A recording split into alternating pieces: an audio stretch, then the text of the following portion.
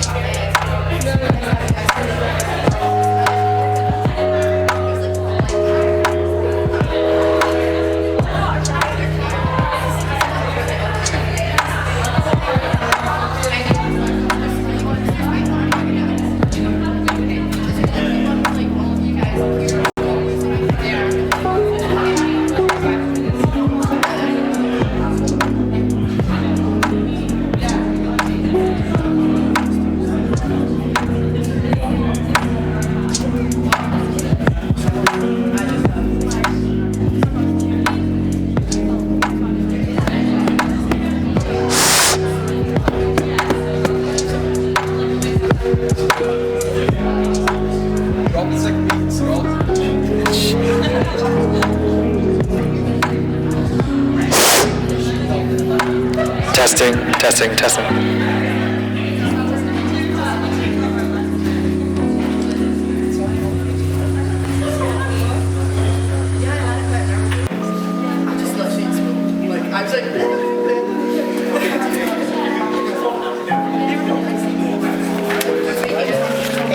Oh my god.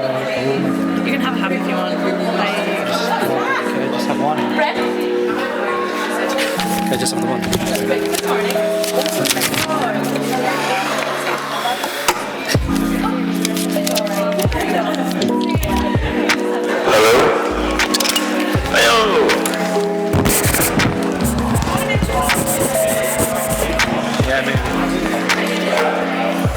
Welcome to Hustings.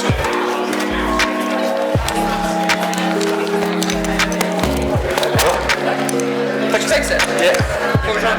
Good.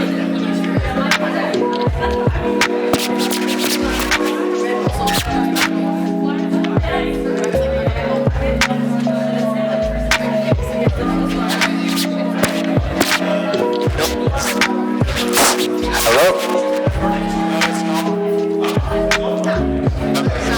Hello?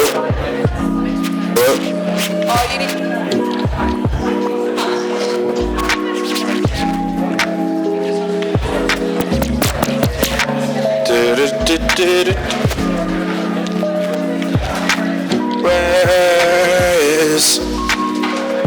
Where are It's Tom, don't worry.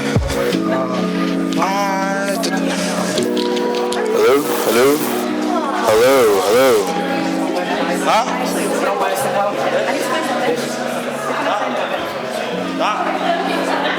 It's working. Hello? Yeah, this is not wrong. No, it's not.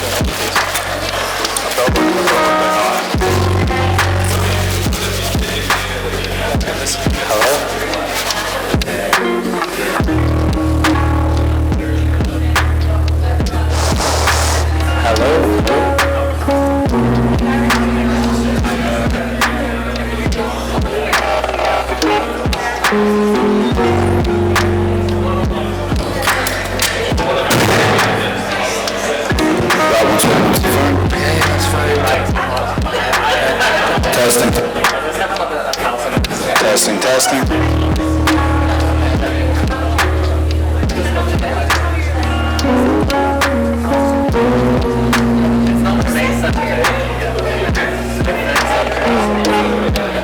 Welcome to Hustings. Hustings on tonight. This is Hustings. It was low last night. Hello. Just let them know they need to hold it quite close.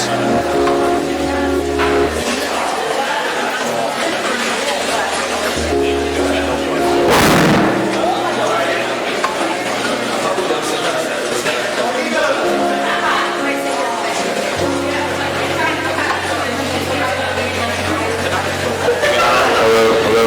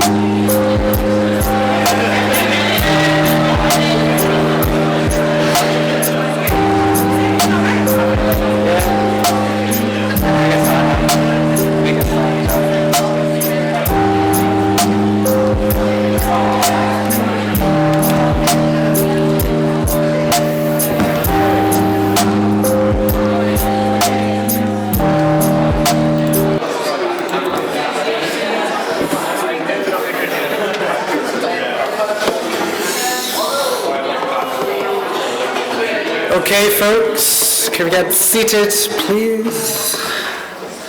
We'll get going. Okay, everyone, thank you very much for coming.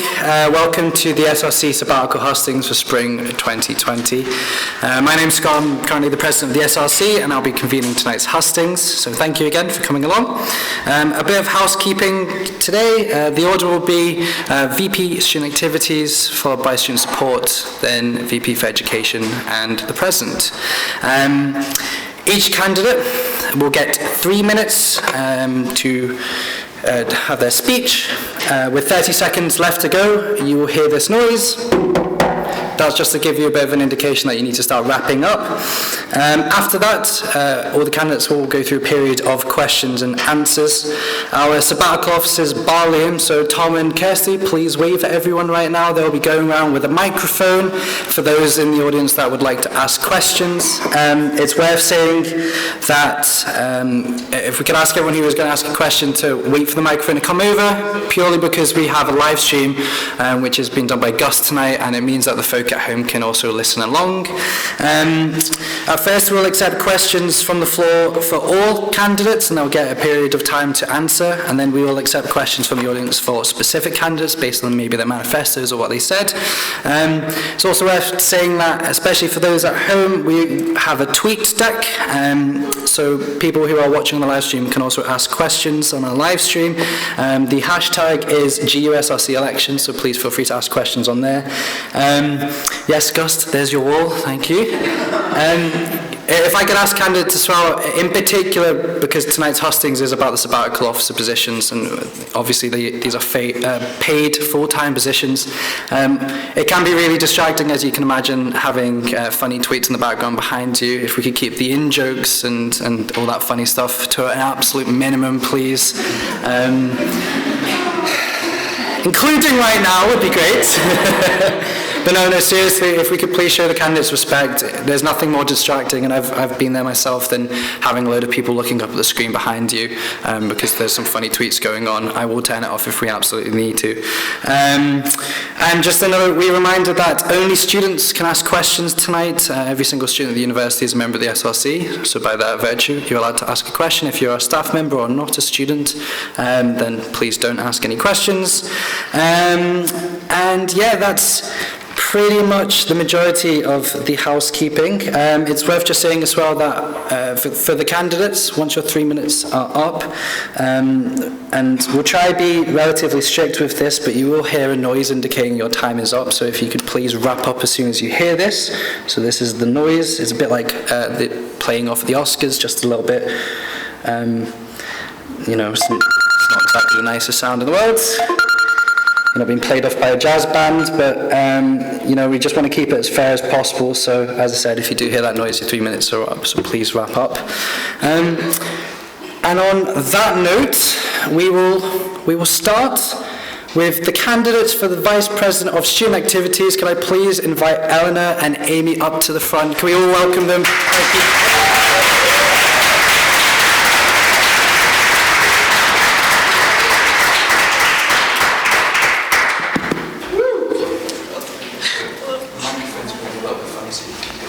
Hold it.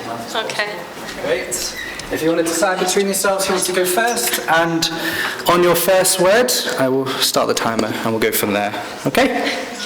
Lovely. Hi, so I'm Eleanor and I'm running for VPSA as I feel like I could provide a fresh perspective into how the SRC works with clubs, societies and the greater student body. I've been president of Glasgow Student Dance Company for the past 2 years and founded and am president of Glasgow Students for Choice. These are two very different clubs, so it provided me with an insight into the complicated and varying needs of the societies. Starting a club and also trying to grow an already established club has provided me with with key skills I plan to utilise to aid other clubs and societies. In particular, I would like to create packs that these clubs and societies could use. For example, I would like to create a pack that would help clubs and societies set up society bank accounts or organise integral events. Society collaboration is key to creating a positive community across campus. The current current society mixers are an amazing way to facilitate this. However, I would like to improve on the current system by organising an event prior to Freshers Week where societies can collaborate and come up with ideas for the calendar. I would also like to invite the other student bodies to participate in this event and to create a positive and collaborative environment prior to Freshers Week. This would also allow GEU and QMU to advertise their facilities to the clubs and societies. The Volunteering Clubs and Society Awards are an amazing way to advertise the community outreach and volunteering that has been achieved throughout the year. However, the SRC takes pride in their civic outreach, which includes sustainability, which is not currently recognised under the current awards. Therefore, I would like to propose a Giving Back Award, which would cover all three of these issues. I'm hoping to integrate welfare into the current clubs and society system. This would include encouraging clubs and societies to establish a welfare officer within their general committee, with the long-term goal to make this a mandatory requirement. I would liaise with the VP of Student Support in establishing appropriate training and support throughout the year for this welfare officer. Security on and around campus has clearly been lacking the past year, and the current advice to not go out after dark just isn't good enough. Therefore, I'm planning to organise bus shuttles from the library to halls. This would increase costs, but the student voice behind this notion is massive, and I really want to push this. I would also encourage people who do not live in halls to use the route buddy system and encourage societies to organise walking bus initiatives. Despite being a fourth year, I found it extremely difficult to navigate the Freshers' Fairs this year. Therefore, I would like to create interactive maps and also basic versions of these maps that highlight accessible routes to and around the Freshers' Fair. I also want to improve on the current quiet hour by highlighting to societies why it is needed and the difference it makes. Thanks very much, Eleanor.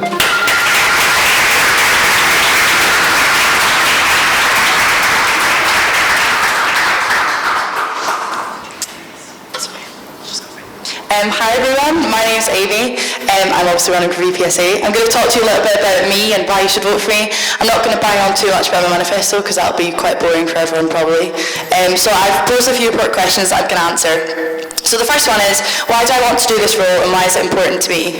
So extracurricular activities at university have absolutely been the key factor in shaping my experience and making it such a good one. Whether this be from my Freshers Week to joining loads of clubs and societies, I've been able to meet so many people and achieve loads of new things that I never thought I could before. So I know that student activities is a really vital part of everyone's experience, and I want to make sure that all students are able to get the most out of this.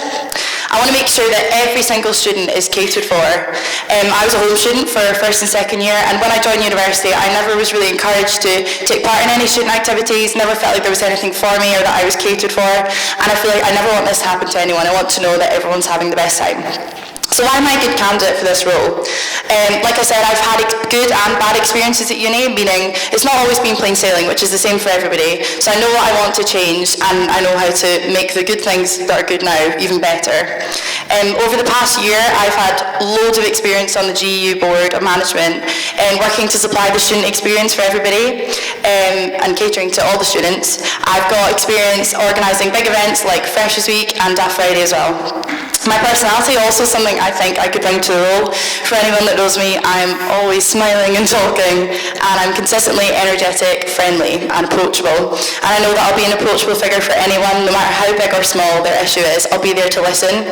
If a club or society have got like a big internal issue, I'll be there to be a mediator, or even if an individual wants to talk on a one-on-one basis, I want to be there to help improve their experience however I can.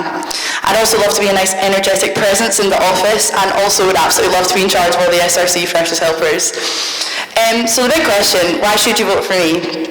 The student experience is something that I'm genuinely so passionate about, and I know that I would be able to give my absolute time, effort and energy into the role. I would vow to listen to anyone's problems and to take time to be a solid representative voice for the student, because I never want anyone to feel like they aren't catered for, and for everyone to take as much from the university experience as possible, so that it's an above average experience.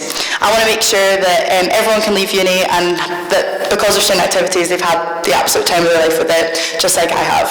So thanks for listening.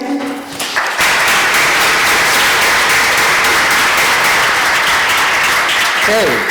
Thanks very much, Amy. Okay, so we will now go into the first period of questions and answers. You've heard from both of the candidates for our VP of Student Activities role. Can I please ask initially for questions for both candidates? I believe the microphone is quite loud, so please try and manage that as best as we can. We'll start off on Kirsty's side of the room and we'll try to work our way over. And then after we're through with some of the questions for all the candidates, then we will allow questions for either Eleanor or Amy, if that's okay. So, Luke. Hi folks. As we know, Freshers Week is a major part of the role. How do you think you'll be able to organise and be able to line manage over 100 Freshers helpers whilst ensuring the events you plan yourself run efficiently? Yeah, so obviously this is like such a massive job I'm aware of. Obviously Freshers Week is like hugely important. All the helpers and all the SRC helpers obviously do so much. I know it's not on the same scale. I was a team leader last year for GU, and I really do appreciate that being a helper you need to like be looked out for. So as VPSA I would definitely make sure that every single SRC helper is having a good time, is like supported like mentally, because it is obviously like quite challenging and like requires a lot of stamina. I think communication with team leaders is super important. Keeping up training. I know how well the SRC train their leaders and their co-leaders or whatever they're called. So yeah, keeping up with that and just checking in with everyone to make sure everyone's doing okay and all doing their job. So yeah. So I've not been a Freshers helper before, but I have worked in the Freshers Fair manning stalls throughout the past 3 years. So I guess to address the first issue that I have not being a Freshers helper, over summer in preparation for Freshers Week, I would be asking for feedback from previous Freshers helpers and Freshers to see what ways that they could see that Freshers Week could be improved for them, both for their mental well-being and just the general running of it. In regards to the organisation, with the Dance Society, I've organised the annual show each year, which requires communicating and organising within a company of 180 people, which it's like there's lots of health and safety issues, risk assessments need to be done, there's loads of itty-bitty gritty things that I've been successful in doing for the past few years, so I think I've definitely got the organisational skills ready for that. But then otherwise it's just making sure that the communication from the get-go is really fluid and is going both ways.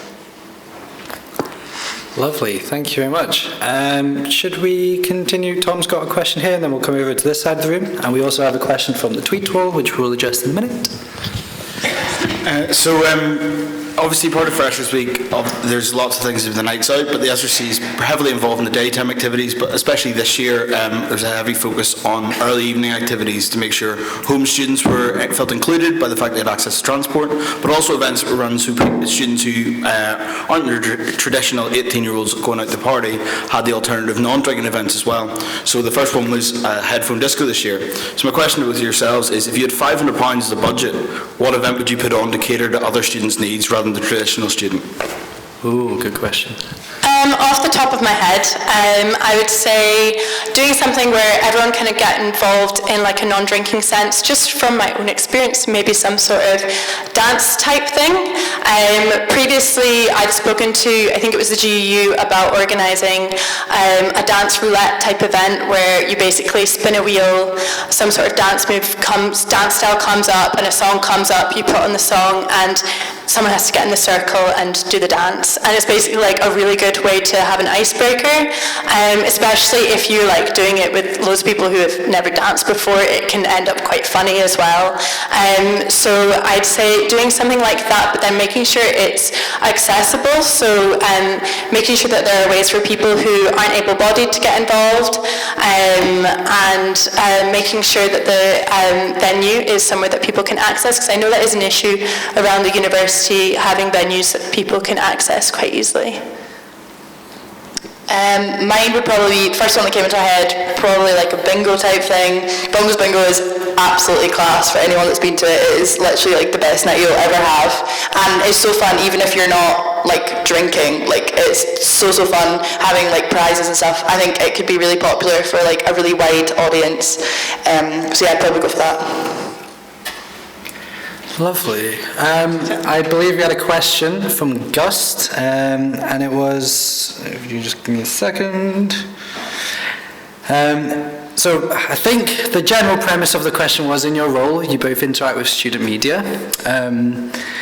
One second, I'll get the full thing up here. Question for both. Yes, from Gust. Thank you guys upstairs for this. How will you both support student media on campus? It's obviously quite a large part of your role. You interact with all of the student media bodies in the SRC, so that's the four of them, Gust, Glasgow Guardian, Subcity and GUM. So how will you best support all of these student bodies, student media bodies? So firstly, I think quickly, the work of all the media student bodies, whatever, do is so good. Like the way they cover things, I've actually been so impressed over the year. I remember Freshers Week, I was watching Gus stuff, and I think the stuff is so impressive.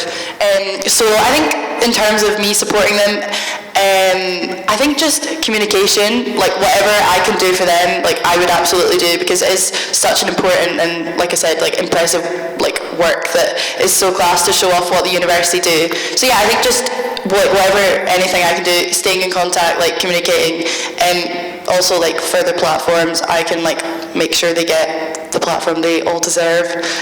So yeah, probably just that. So yeah, like Amy said, looking at communication between all the media platforms and myself, that's one of my key manifesto points, is looking for a way to give feedback between all these different areas and the SRC. But then also I think probably arranging little meetings with all of them and myself would be really useful, because it would also be a way that they could all talk about the issues that have and maybe come up with possible solutions between themselves, because they're all linked in different ways. So probably if one person's got an issue, the other might have an issue, so that would be helpful. But then also seeing how work with societies could boost their advertisement. So yeah, they worked with the swim and water polo black and gold night, and I loved the way that it helped to boost not only that event but also the awareness of Gust. Thank you both very much. We happy with that, Gust? Bit of nodding, lovely. Okay, we'll now move into this side of the room. Can we make sure I keep these questions for both candidates at this point? Yeah. Magic, thank you. So obviously, as part of the role as VPSA is line managing RAG, the Raising and Giving Committee. What would be your vision for RAG in the year ahead? Great question. So I would love to see RAG go beyond just the boundaries of SRC. So I think my first step in doing that would be looking to increase society collaboration with RAG. So some ideas I had for that would be organising some sort of cabaret type fundraiser where societies like Sicilians and Acapella could get involved with. But then also I thought it would be good to have maybe some sort of competitive nature during RAG week. So for example, I looked for inspiration at the Gusa 500 mile walk. So maybe doing something like that, because when there's a bit of competition, societies, individuals love to get involved with that, and it will also get the voice out much louder. But then also just making sure that whatever competitive nature we're having is accessible. So if it is a walk, making sure everyone can get involved in that. So yeah, kind of similarly, I think RAG Week has got obviously so much potential to be a great week for all students, but also to raise money for charity, which is obviously really great. I think it does need to go campus-wide instead of just SRC-wide. I think we can do this by appealing to more students, by both clubs and societies collaboration, but also cross-campus collaboration. I know that this year RAG Week did a bingo event at the QMU with Successful Women at Glasgow, which is so nice to see so many collaborations, but also they're able to make more money by appealing to wider audiences. So stuff like that, utilising cross-campus spaces like both of the unions and getting as many clubs and societies involved as possible to form essentially better relationships but also make more money. So it's a win-win really. Hello, neither of you have sat on SRC Council before, and that's sort of a relatively big part of the role, sitting for council meetings, being held accountable by the rest of us. What sort of challenges do you anticipate facing when you get onto council, and how will you sort of overcome them? So personally, obviously never sat on council. I have, as I said, sat on the GU Board of Management this year for a year, so I do have a lot of experience with meetings and very formal meetings that are very important, making big decisions. Obviously council's a lot bigger, than the GU board, so I think it would be a challenge to get used to that, like being in charge of like a bigger team. But that's something that really excites me as well. Like I would love to make sure that everyone's able to fulfill their manifesto, because I know it's so nice being supported by people that are like making sure that you're like actually fulfilling what you promised for your election and stuff. So yeah, I think just getting used to a bigger council, but also I do have experience in stuff like formal meetings already, which I think I could bring to the role quite well. Hey, so yeah, likewise I've got, although I don't have experience on a big council or anything like that, I've been on 2 committees that have been very committed, but yeah, that have like lots of meetings and lots of discussions, and with those committees as well, we've also formed collaborations, like with the Students for Choice, we formed a pro-choice collaboration that resulted in a few like big meetings, so I'm excited to be able to talk to a bigger group of people and see what can come of that and like watch everyone grow in that sense. I feel like some of the challenges might be knowing what the limits are, because obviously it's a new situation, so I guess like just the teething of the situation will be interesting, slightly difficult but exciting. Okay, we have more questions, so we'll head to the back. And we have another one from the tweet wall at some point as well. What? I think she's trying to predict the question I'm going to ask, and I think I'm going to surprise you by asking the same question I ask every year. The SRC in recent years has done a lot of really good work in expanding the reach of Freshers Week to students who are kind of outside the core demographic, so mature students, students who are parents, students with disabilities and so on, and I would like to hear the ideas that either or both of you have about how you can expand that and build on it, and more importantly, why you would want to expand on it and build on it, please. Yeah, so obviously this is so important, and I think it is so key to recognise that Freshers Week is not just for freshers who want to get really drunk and go clubbing, because Freshers Week is so much more than that. I think for me it is making sure the Freshers Week's absolutely jam-packed with events that are throughout all of the day. I think having a Freshers Week that's not just nighttime is so important and makes it so much more diverse and fun for everybody, but also aiming towards particular types of students, making sure that there's something for everybody, something for everyone involved. Like I said, non-drinking events, making sure that everything's accessible to everybody. I think as well, like things like, I don't want to buy on about home students all night, but having a home students like night so that they can meet, making sure that everyone's included and that like people are being reached out for, being like, we are here, we are organising events for you, because that's something that I would have appreciated when I was a fresher. So just making sure that every single type of person is like an audience, and recognising that Freshers Week needs to be diverse and exciting for all of them. So yeah, I think to begin with, because I'm not a very representative person myself, I would need to look to talking to people about what they think would be needed to include their demographics. So I think over summer I would look to reaching out to these two different groups and asking what they think is going to be the best way to make them feel comfortable during Freshers Week and into the rest of the semester. Like I said previously, I really want to improve on the current quiet hour, but there are also other initiatives that are going on during Freshers Week, which even if they're there, they need to be, if they're being done, they need to be done well. So like the quiet hour, the people manning stalls need to know about it and need to know what they can do during it to make it most effective, because like it's in situations like that where one little thing, someone could do one little thing slightly wrong and it could have a big impact on someone. So I think just making sure that everyone's in the loop about everything, all the events are being advertised well and in different formats, because if you're trying to reach these different groups, you've got to make sure that you're not just going to halls, that you're doing it through social media and emails and yeah. Okay, thanks so much. Kirsty has a question, I believe. So you both have two very well-rounded manifestos, but they're very student-facing, as they should be. But large parts of this job, actually you have to work with the university and with staff members in it. How comfortable do you both feel about sitting on large committees, proposing papers, proposing ideas to senior management members of the university? I personally feel very comfortable doing that, and it's something I'm quite excited to do as well. I think especially a lot of the issues that are involved with the student body can be linked back to the university officials, so it would be really interesting to be able to feed back to them all the information that's coming from the student bodies, and then be able to relay that, have a discussion, see what they're saying about it, and then feed that back. So yeah, I feel very comfortable talking to them, and I'm excited to see what that offers. Yeah, no, I'm exactly the same. It's something that's really exciting, being able to go up a bit higher, and also just to represent the voice of the student. That is essentially, obviously, the most important part of the job.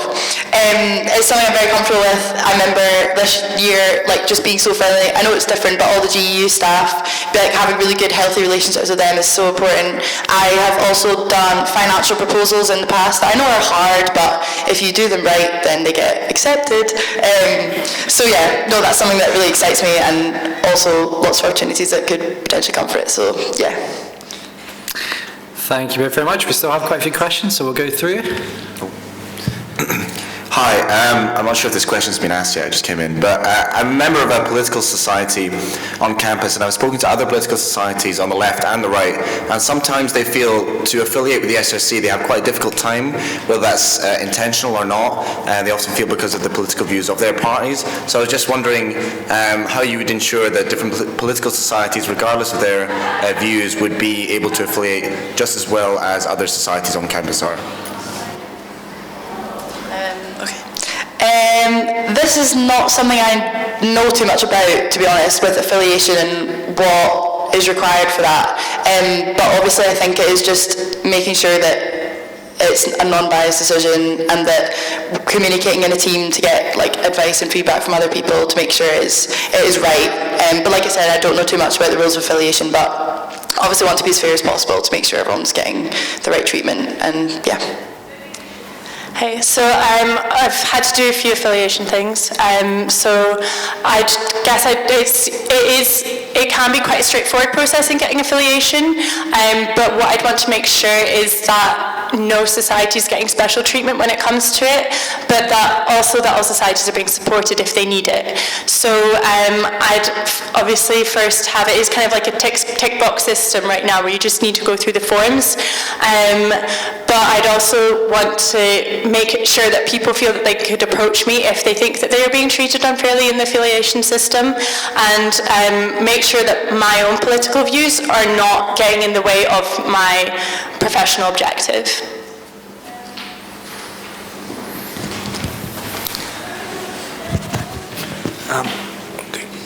So one of the questions which I wanted to ask actually is, how would you in particular feel about getting feedback from clubs and societies post Freshers Week? I know that one of you have mentioned about sending out anonymous forms, but I was just wondering, right now we've got the clubs and societies mixer/forum which happens, so I was wondering how would you improve on that, or maybe try out new initiatives? So I think the Clubs and Society Forum is good, although I think it's always difficult when it's the first year. People can sometimes not be aware of it, especially after a handover. These things can get lost. So I think during the office bearer training, right now is quite short and not very interactive. So I think trying to maybe make smaller sessions more interactive, so that people actually take away more of the information that you're giving, such as how to use the feedback forums. And then as well, if we'd have the pre-freshers mixer, hopefully if that goes down well, it will encourage people to come to following mixers. And then at them, it would be possible to advertise an anonymous link. So for example, if it was if you're doing some sort of pub quiz at QMU, you could have, before it starts, have on the screen a link to a SurveyMonkey or something like that, so that as people sit down, they can fill in feedback. But I think getting feedback straight after Freshers Week is extremely important, because if you're waiting until the next summer to get feedback on Freshers Week, people will have forgotten a lot of the things that they feel needs to be passed on. Yeah, this is a good question. I think it's so important that communication between club societies and VPSA is good, so that the VPSA can make sure they're doing as much as possible for the club societies. If they have any problems, they can always go to them. I think the mixers is such a good idea. I went to an event a few years ago, and it was just all the exec committees from all the societies, and it was just, you were encouraged to just go and chat to them and meet people from societies that are completely different to yours, but then being able to make events that are really cool and different, and like I said, able to reach bigger audiences. So yeah, I think encouraging more collaboration through these, maybe like a reward kind of system. I'm not really too sure how that would work, but yeah, definitely keen for more collaboration and obviously vital communication. Okay, thank you very much. I know there was one question over here. What I will start asking people is we'll start accepting questions for individual candidates. If anyone does have any specific questions to ask, now's the time to think. Anyway, on you go. So I know there's been a lot of problems kind of booking rooms, things like overbookings and just difficulty booking rooms, maybe not enough rooms for clubs and societies. I was just wondering how both of you are going to go about tackling that problem and kind of working with societies to help in that process. Yeah, so this is obviously a really important part of the way club societies run, and I know that there's been quite a lot of club societies that have been having major problems with lacking space and stuff.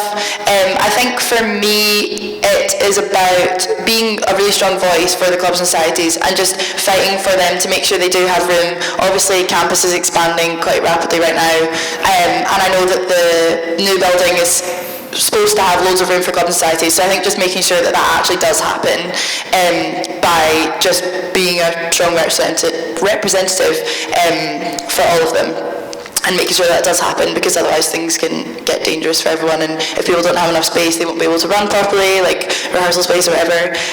So yeah, that's something that I really care about and need to make sure that I fight for it. So my plan for this is to contact clubs and societies over summer, asking for feedback on what specific needs they need in a room. So for example, I know pole dance need really specific ceiling heights and endurance on the ceiling, and engineering need security if they're storing fancy equipment or anything like that. So after I'd got all that feedback, I'd arrange little focus group type meetings so that within those groups we could discuss possible solutions I'd come across, and whether they would work or whether they had any ideas for future improvements. Obviously, like Amy said, there's the new learning hub, which is meant to have some really good society space and is open till 11 p.m, which is ideal. But I'd also want to liaise with QMU and GU to see what they can provide, and also look at current spaces within the university that aren't being used to their full extent, such as the St Andrews Building gym. Yeah. Okay, thank you both very much. Owen, I know you have a question, but I'm just going to use my chair privilege here and ask one if that's okay.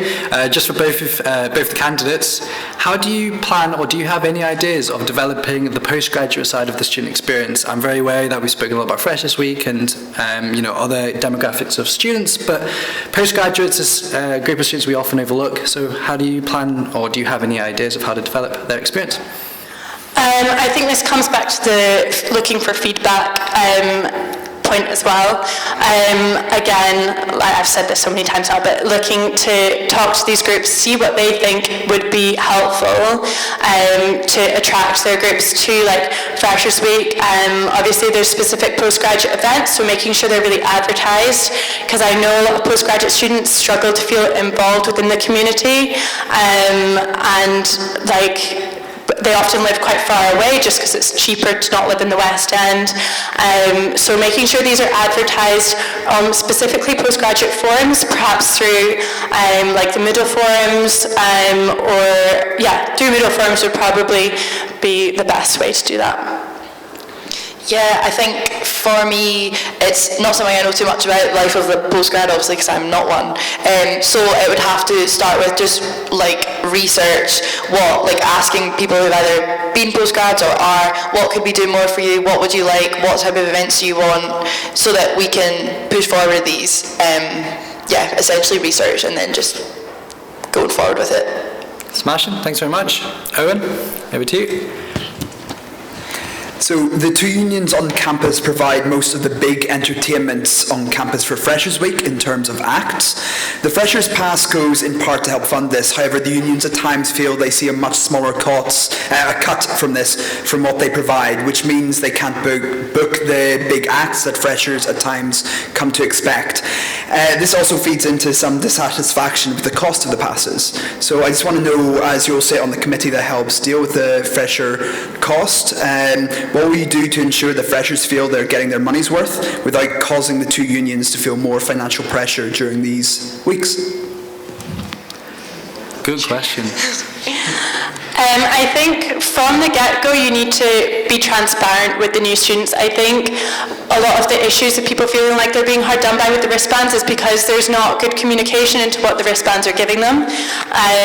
So I think that doesn't create a good relationship between new students and all of the student unions if they already think they've kind of been cheated out of money. So I think just from the get-go, having good communication, saying exactly what the wristbands involve, and Yeah, that's a really good question. I think, obviously, I'm quite in, having worked on Freshers Week from the GU side, it's quite hard to know in terms of, money with everyone. I think in terms of for the fresher, like Ellen was saying, laying out that it is worth it, because it absolutely is if you look at everything you're getting. And like I was saying before, just making sure the week is, absolutely jam-packed with events, laying out what each student body can offer, which is a lot, and making that as clear as possible so that we can all make as much money as possible, essentially. Okay, lovely. Right, we will try and start winding down the questions a little bit here. I noticed Blake at the back had his hand up most recently, and then any questions after that, if I could please ask, they are only for individual candidates, if that's okay. So specific questions based on what you've heard today, the manifestos. So over to you, Blake. Hello. Yeah, so basically one of the things that I've been involved in as a president of two societies in my time here is trying to host events within university buildings, and very often one of the biggest issues with this is the costs associated with it in terms of janitorial fees or other types of costs, and then most prominently catering, with university catering exorbitantly expensive compared to anything that can be offered privately or indeed in any of the unions. What would you do as a VPSA to try and alleviate this problem that affects a lot of societies across campus? I think personally I would definitely have to do a lot of research into what prices are and why they are that high, because that's not something I obviously know that much about right now, and then just fighting to be the voice for all clubs and societies to maybe negotiate that to be lower, or to work out kind of compromise or alternative spaces. I know that the new building down the road is supposed to be open till 10 o'clock at night with all clubs and societies access. So stuff like that, making sure that everyone's got everything that they need and being the voice of all of them. So I think as far as events go, I think the pre-freshers mixer that I'm planning would be ideal for QMU and GU to advertise what packages they offer for societies. I know GU gave dancing a really good deal for our Christmas ball, which made us able to have a really accessible ball. So I think having that mixture will really help the societies become aware of what's on offer. As well, like I said, I'd like to have packs. So one of these packs could be how to organise an event and looking at economical breakdowns of where they could look at to host each of these events. In regards to just room spaces costing money, previously, the university has tried to charge the Dance Society for using the St Andrews building out of hours, but due to the constraints that the university had, the different unions and stuff had put on societies in general for room constraints, we managed to get this fee waived. So we'll be looking at doing potential things like that with societies that are really struggling to get rooms. Okay, amazing. I believe we have two questions just here, so we'll take Duncan first, because he's been holding his hand up like this the whole time. Yes, indeed. Duncan, is this a question for an individual candidate? One candidate, yeah. For one candidate, thank you. Eleanor, So in your manifesto and in your guide interview today, sort of talk about the idea of sort of having a guide or a map as to where sort of certain societies are at Freshers' Fair. But I'm on the board of a small society, and one of the ways that we engaged a lot of people at Freshers' Fair was by sort of people on their way to another society or looking for something else, stopping, having a chat, and signing up for membership. So if you want to sort of go ahead with this sort of map thing, how would you ensure that sort of small societies like mine, like a lot of other people's societies, aren't disenfranchised by people walking in, signing up for whatever society they want to sign up for, and walking out? I think, so the key part of the map is making sure that people can find the rooms. I guess you could have within the room, you wouldn't necessarily need to say where each of the stalls were, but you could highlight like where people should walk.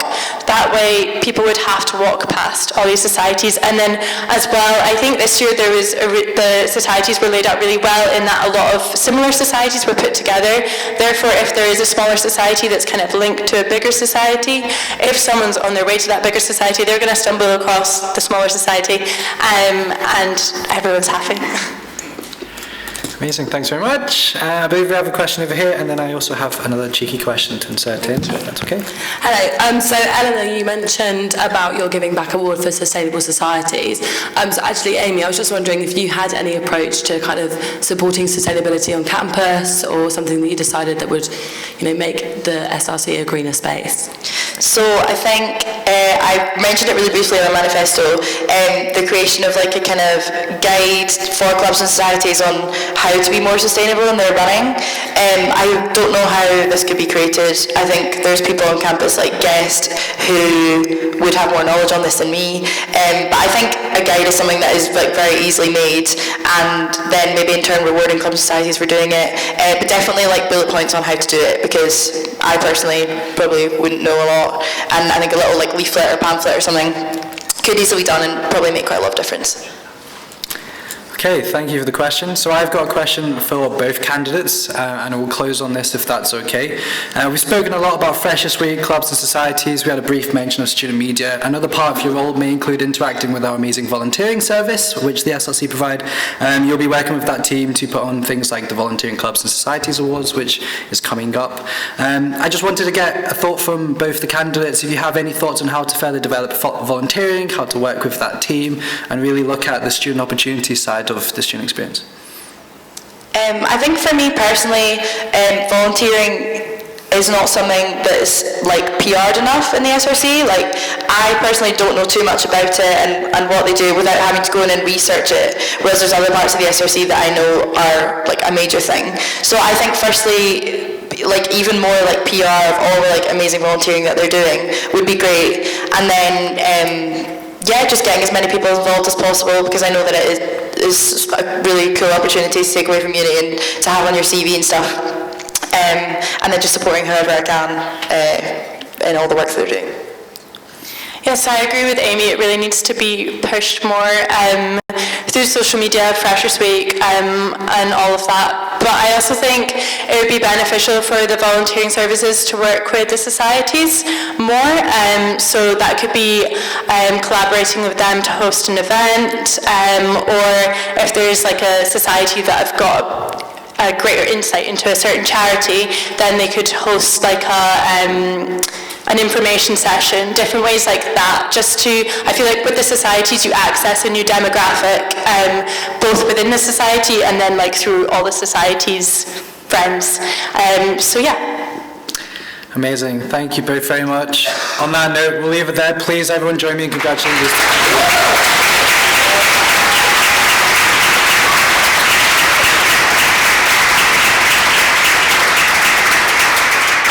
Well done both of you. Going first can be quite difficult.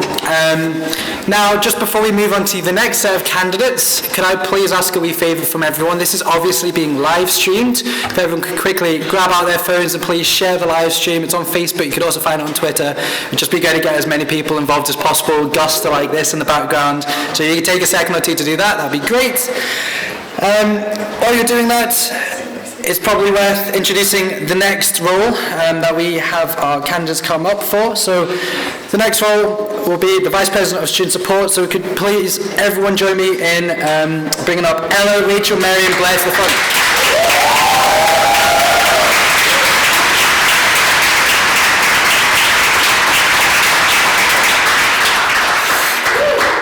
Okay, quite a contested position, this one. Can I just... What is that noise?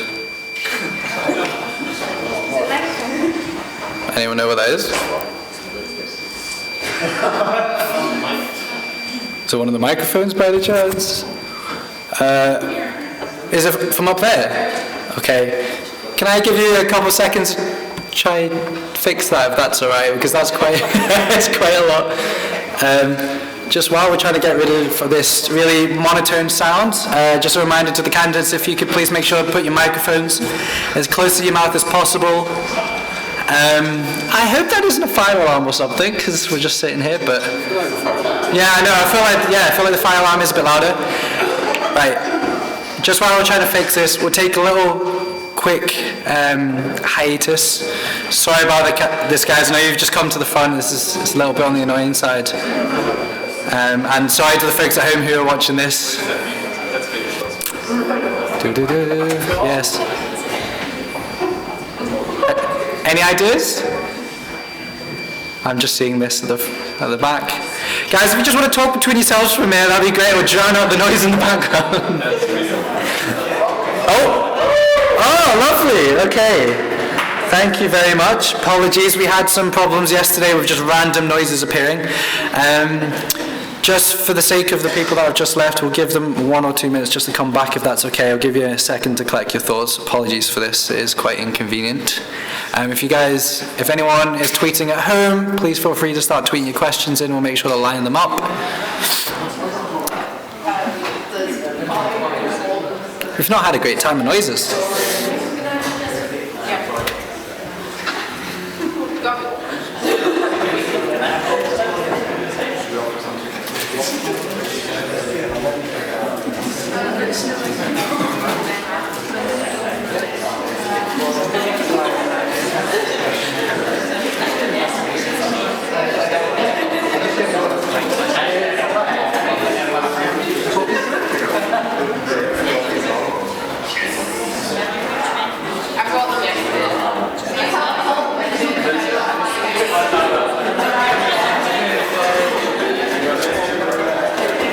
Folks, if you could bear with us for like 1 minute, that noise is subsequently turned off the microphone, so you're just going to have to give us a second here. Huge apologies. Technical difficulties.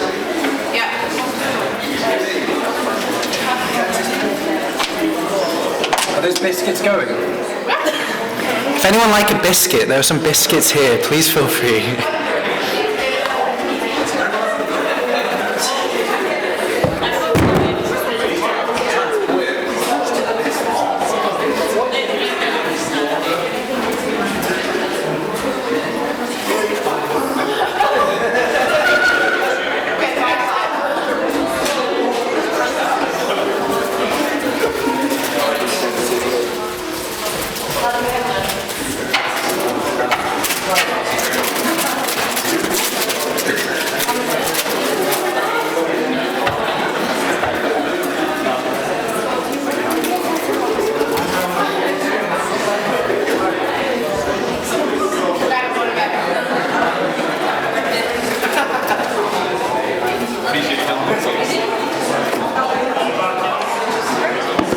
That one's working.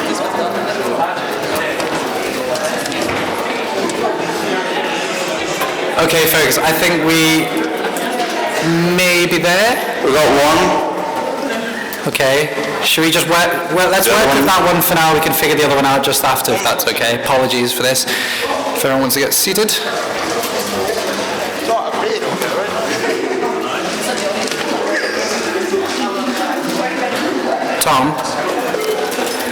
Tom, would it be possible to bring down the microphone just for now, if that's okay? And we'll get going. Sorry about this, folks.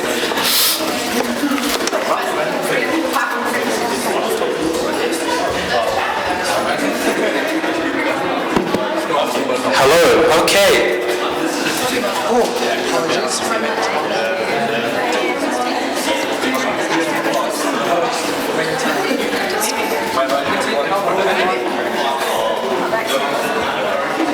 Okay, folks, Really sorry about that. Technical difficulties, what can you do? Just a reminder, candidates, if you can keep the microphone as close to your mouth, you'll hear this if you have 30 seconds to go, and you'll also hear an alarm once your 3 minutes are up. So, Rachel, I believe you're going first in your own time. I am indeed. Hi everyone, I'm Rachel Simon. I am running for VPSS. Surprise! I've been your disability officer this year, and my manifesto sort of boils down to 3 main points, which are safety and security, accessibility and support, and inclusivity and equality. But it's all online, so I'm not going to go into that in too much detail. But instead, what I'd love to convey to you is my experience and the achievements that I've had this year that I'm very, very proud of, and that I think would be great experience to carry into this role. So what have I done this year? As your disability officer, I've worked with other unions, particularly QMU, to improve their food labelling for students with dietary restrictions. I've gotten the Room Finder app to host accessible toilets, and we're going to get water facilities very, very soon, as soon as the States gets that information. And I've also broken ground on digitising the Shortland section of the library, and I've raised the issue of assessment fees for dyslexia, which are £300, which is bonkers crazy. Aside from that, me and the SRC go way, way back. I've been a freshers helper twice. This absolute madman picked me in 2018, and I served as deputy team leader for team meet and greet this year as well, which has been really fun and a really lovely experience. I've also served on the Raising and Giving Committee. I've been a class rep for Junior Honors Spanish, and I'm one of the first students to be an SRC ambassador as well. That's a new programme that's just been set up. Aside from that, on council this year, I've sat on the Disability Equality Group. Again, surprise. Not try that again. I've also been a part of the Library Committee, the Fraser Building Revisioning Board, and I've been to Welfare Forum as well, which is this really great opportunity where it's like an opportunity for cross-campus collaboration where we all talk about welfare issues and how much we love student welfare. So I'm going to wrap this up a little. I think I've said everything that I really need to say. Everything else about me is in my manifesto, but I'd really just love to stress to you that the experience that I've had this year would make me such a fantastic candidate for VPSS. I care so much about student welfare. It's been every part of my academic experience, and being a part of the SRC has been fantastic. It's been the pinnacle of my academic career, and I'm so, so proud to have been a part of this amazing organisation, and I hope that going forward you might consider voting for me so that I can stay around. Thanks guys. Thank you, Rachel.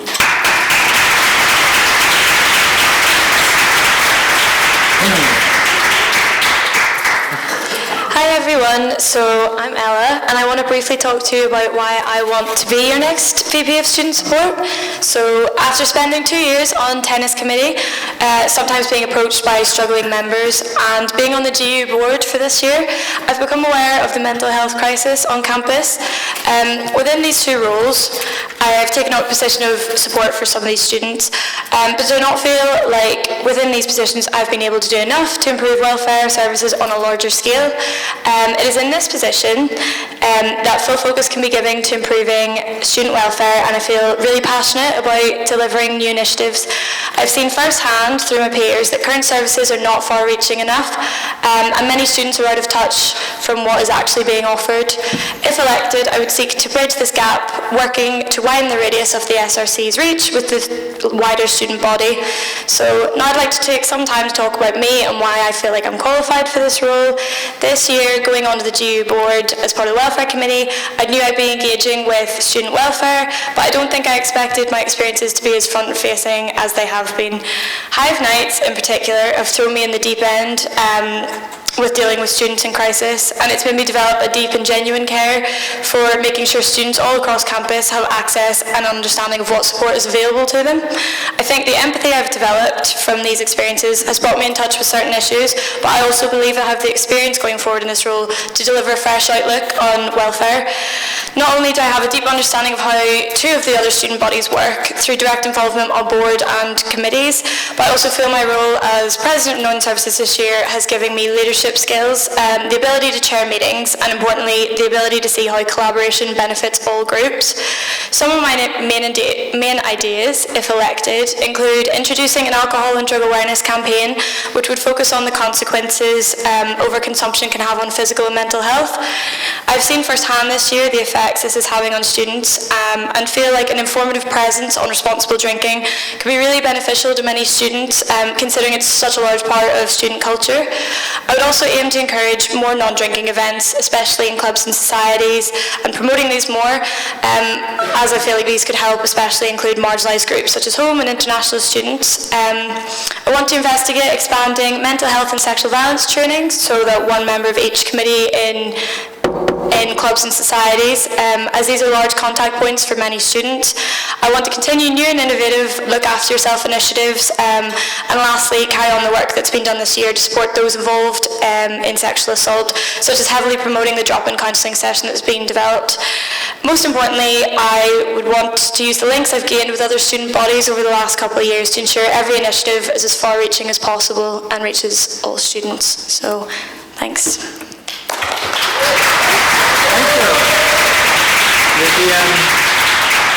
You're 1 second away, so well timed. Okay, Blair, when you're in time. Hello, my name is Blair, running for VPSS. My pronouns are he and him. I'm going to talk a little bit about my experience and then what I would do if I got the job. So, my experience with uni and with the SRC to date, I've been president of a number of societies. I used to work for the SRC doing marketing and events, which involved setting up Freshers Week. I currently work for the university coordinating their climate emergency response. There's a strategy at the minute. Everyone go and fill in the consultation, please. And so I have experience working with senior management and the sustainability working group, which I hope I'd be able to use if I was to be VPSS to get things done across campus. I've had experience of the University of Glasgow failing to support students when they probably should. I had to drop out of university due to mental health issues and financial issues, because I'm estranged from my family. So in the year that I took out, I campaigned to successfully change the government policy on that. Glasgow City Council changed the policy on council tax, SAS changed their application form, Scottish Government announced a review, so I've got a fairly strong track record of getting stuff done.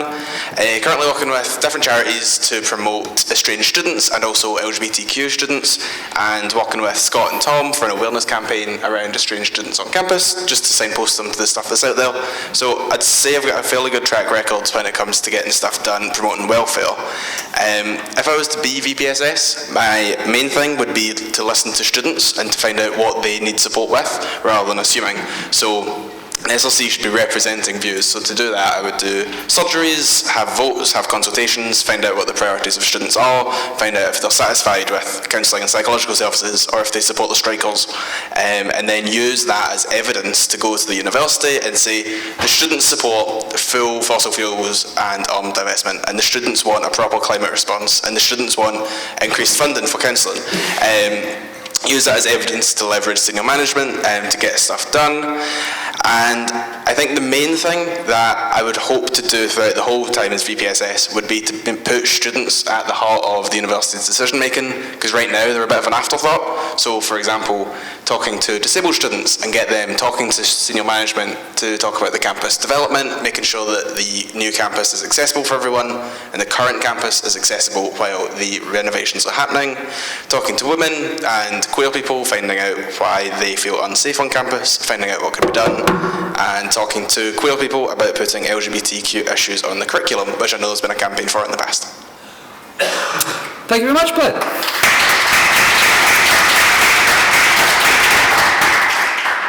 Okay, Mary, when you're ready. Yeah. Okay. Hi everyone, I'm Mary Michael, ITCS. Okay, so I'd actually prepared a speech, but I think I'd rather talk about the one singular reason why I decided to run for this post. I came in to Glasgow in September, and when I was coming to Glasgow, I didn't know a single person. And by December, I had made a lot of amazing friends. I met people, network, really having a great time. And then one day I ran into somebody who had just graduated, and I was trying to ask her about her experience in school. And she told me that it was the worst year of her life, that she didn't make a single friend, she didn't have anyone. And I was like, I've only been here for 3 months, and I think this was one of the best decisions I've made. And I told myself, if I ever find the opportunity to change that experience for anybody, that I'm going to go for it. And that is the driving force why, when this opportunity came, I decided I'm going to go for this role. And another gap I noticed is I actually thought SRC was just for undergraduate students, but when I saw the post for the elections and I started asking questions, I was like, SRC covers everybody, whether you're a PhD, postgrad, or I was like, really?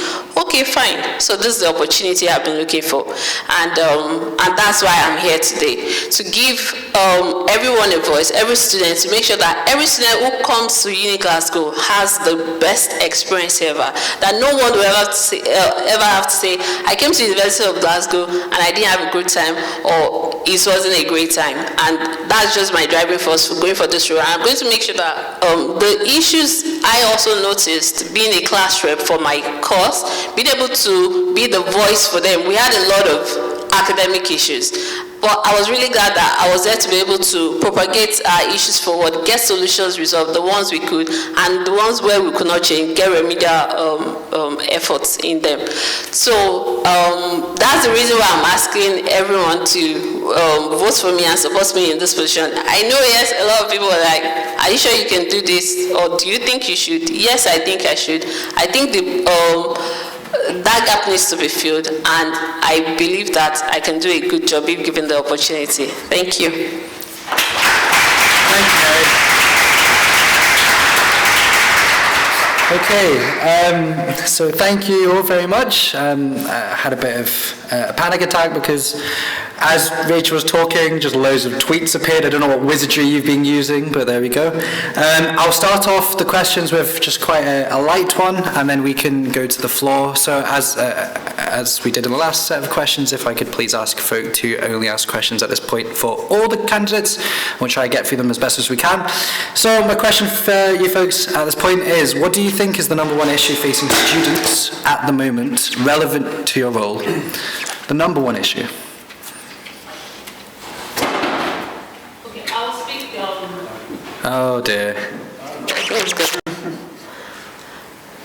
Okay, he's back on. Okay, I'll speak from my recent experience within the postgraduate body. I actually think it's two, not one. One is the distance to campus and accommodation. I noticed that by the third week of campus, people were still asking, I need a place to stay, I need who has a room to rent, who knows anyone who wants to share a flat, issues around accommodation. And so for me, I started my accommodation like 2 months before I came to campus. I was like, why is this such a big issue? But I realized, talking to more people and meeting more people, that it's actually a big issue for a lot of international students, especially. So for me, I think that's a big issue facing students, and I'm going to work with my team, work with the SRC to make sure that it's a gap that will close. I know a lot of initiatives are in place, private accommodation and all of that, so we'll just work on it and look for ways to actually enlarge what is currently on ground and assist students. Thank you. Thank you, Mary. Yeah. I'd say the biggest issue at the minute, I would say, is accessibility. So both physical building accessibility as well as financial accessibility. The university should be working for everyone, not just people who are able-bodied and affluent, and it's not at the minute. So I think, for example, I'm part of a rector campaign. We decided not to have meetings in venues that weren't like wheelchair accessible, and also not break the picket line, and there is nowhere on campus at the minute that it's possible to do that. So we should make sure that all of the buildings and all of the resources for students are available for all students. I think a large issue we have at the University of Glasgow is people not feeling that they are able to sort of fit in at university, if they're from working class background, if they're from disadvantaged backgrounds, if they've got protected characteristics. So I think making sure the university is sort of safe and inclusive is the main thing. Thank you, Blair. I think while there's obviously such a wide range of issues for many different students, the biggest issue from what I've seen is sort of what people experience as being the distance between them and specific services.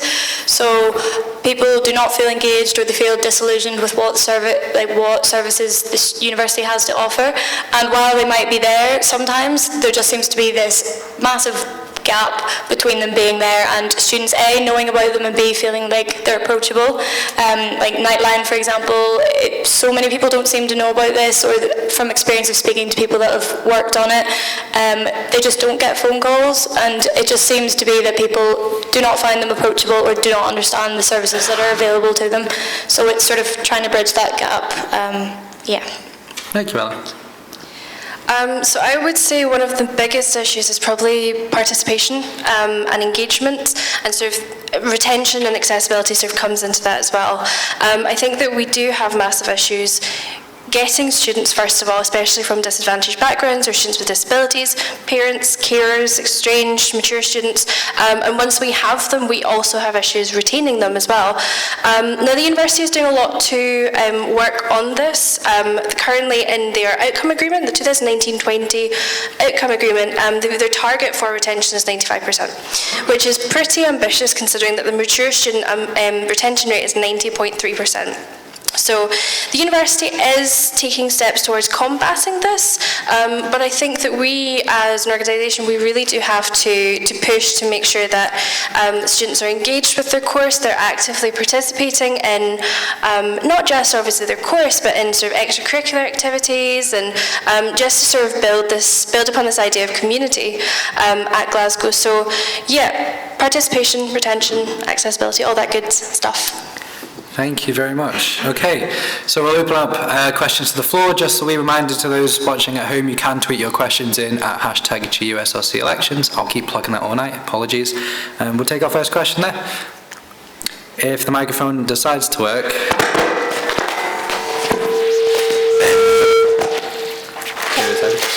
Oh no.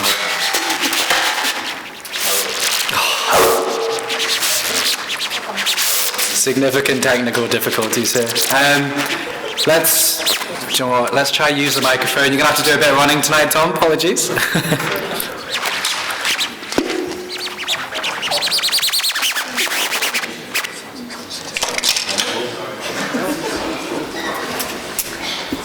Hello. As with the role of VPSS, you're responsible for representing all students, including those based at the Garscube campus. In the past, Garscube students don't know exactly what the SRC is and what it offers students. How will you ensure to represent the Garscube students and maintain visibility there? Great question. Okay, and Tom, microphone. Bit running tonight. Perfect question. I've been a registered student since 2013, and I obviously dropped out, came back to university, and didn't find out about Garscube for a surprising amount of time, actually. Didn't know it existed, no offence. So I think that increasingly we've seen a lot more of Garscube on social media, which is really great. Recently, the run that Sir Tony organised recently was fantastic, and all over social media, so that was great. I think that the work that the representatives on council are doing is great. Obviously, there's lots of links there between Garscube and the council to make sure that these students' interests are really represented. I think that for the most part seems to me to have been very, very effective. I think that so long as we do have really strong links between the SRC and Garscube through sort of reps and stuff, it's a really great way to engage, all the vets. I think it really makes the difference, because not only do they feel they're being represented, they are being represented. And I think that's a great way to sort of bring them into the conversation and make sure that their needs are met and that they're recognised. Thank you. Thanks very much. Yeah, that's really terrible. I didn't even know until today that they were so far away.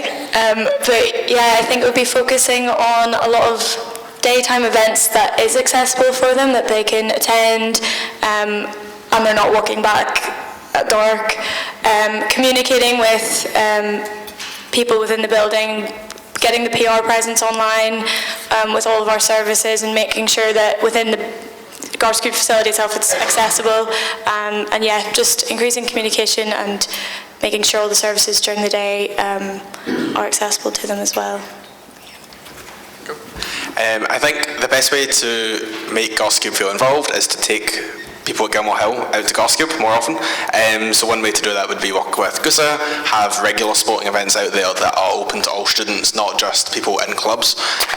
So, you know, like sports days and sponsored runs and that sort of thing. If people are aware that Gosscube's there, they're likely to go. Another thing which would be good for getting people to and from Gosscube campus is improving the transport links there. As part of my role with Guest, we are trying to get more active travel, so getting e-bikes and stuff set up at the Gosscube campus. Right now that exists for staff. We're trying to roll that out for students so that students can more easily commute between the two campuses. Gosscube's great, like it's huge and it has lots of resources that we could be using, so the biodiversity stuff and all of the sort of wild spaces out there, like we should be getting as many students from Gilmore Hill out to Gosscube as possible to make use of the campus. Thank you very much. In addition to what every other person has said, I also think it would be helpful to have some sub-SRC officers who are based on Gosscube campus, maybe like a student support Gosscube campus, students from Gosscube, sorry, you know, so that will help facilitate our interaction with them and collaboration with them, because they are based on campus. They will know better what the specific needs of the students who are on Gosscube campus is, and will be able to collaborate better with the SRC team. Thank you very much. Okay, so we'll open it up again to some more questions. Tom, if you'd like to do a bit of running. Let's start off on that side of the room and move forward. Just like to say thank you to the Malice for providing really detailed transport information to Gosscube in case anyone didn't know how to get there or how much it was. Anyway, Liv? Hi friends, so as a sabbatical officer you sit on obviously a lot of different committees, and typically under the remit of VP Student Support is that you sit on Senate Student Conduct Committees and Fitness to Studies, which can obviously be quite draining for the person to sit on them. You see busy students in the worst stage of their academic career essentially. I was wondering how you personally feel that you are the best suited candidate to deal with that going forward.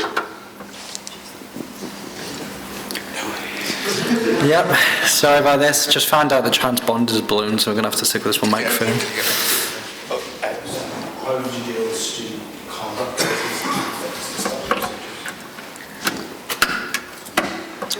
Yeah, sure.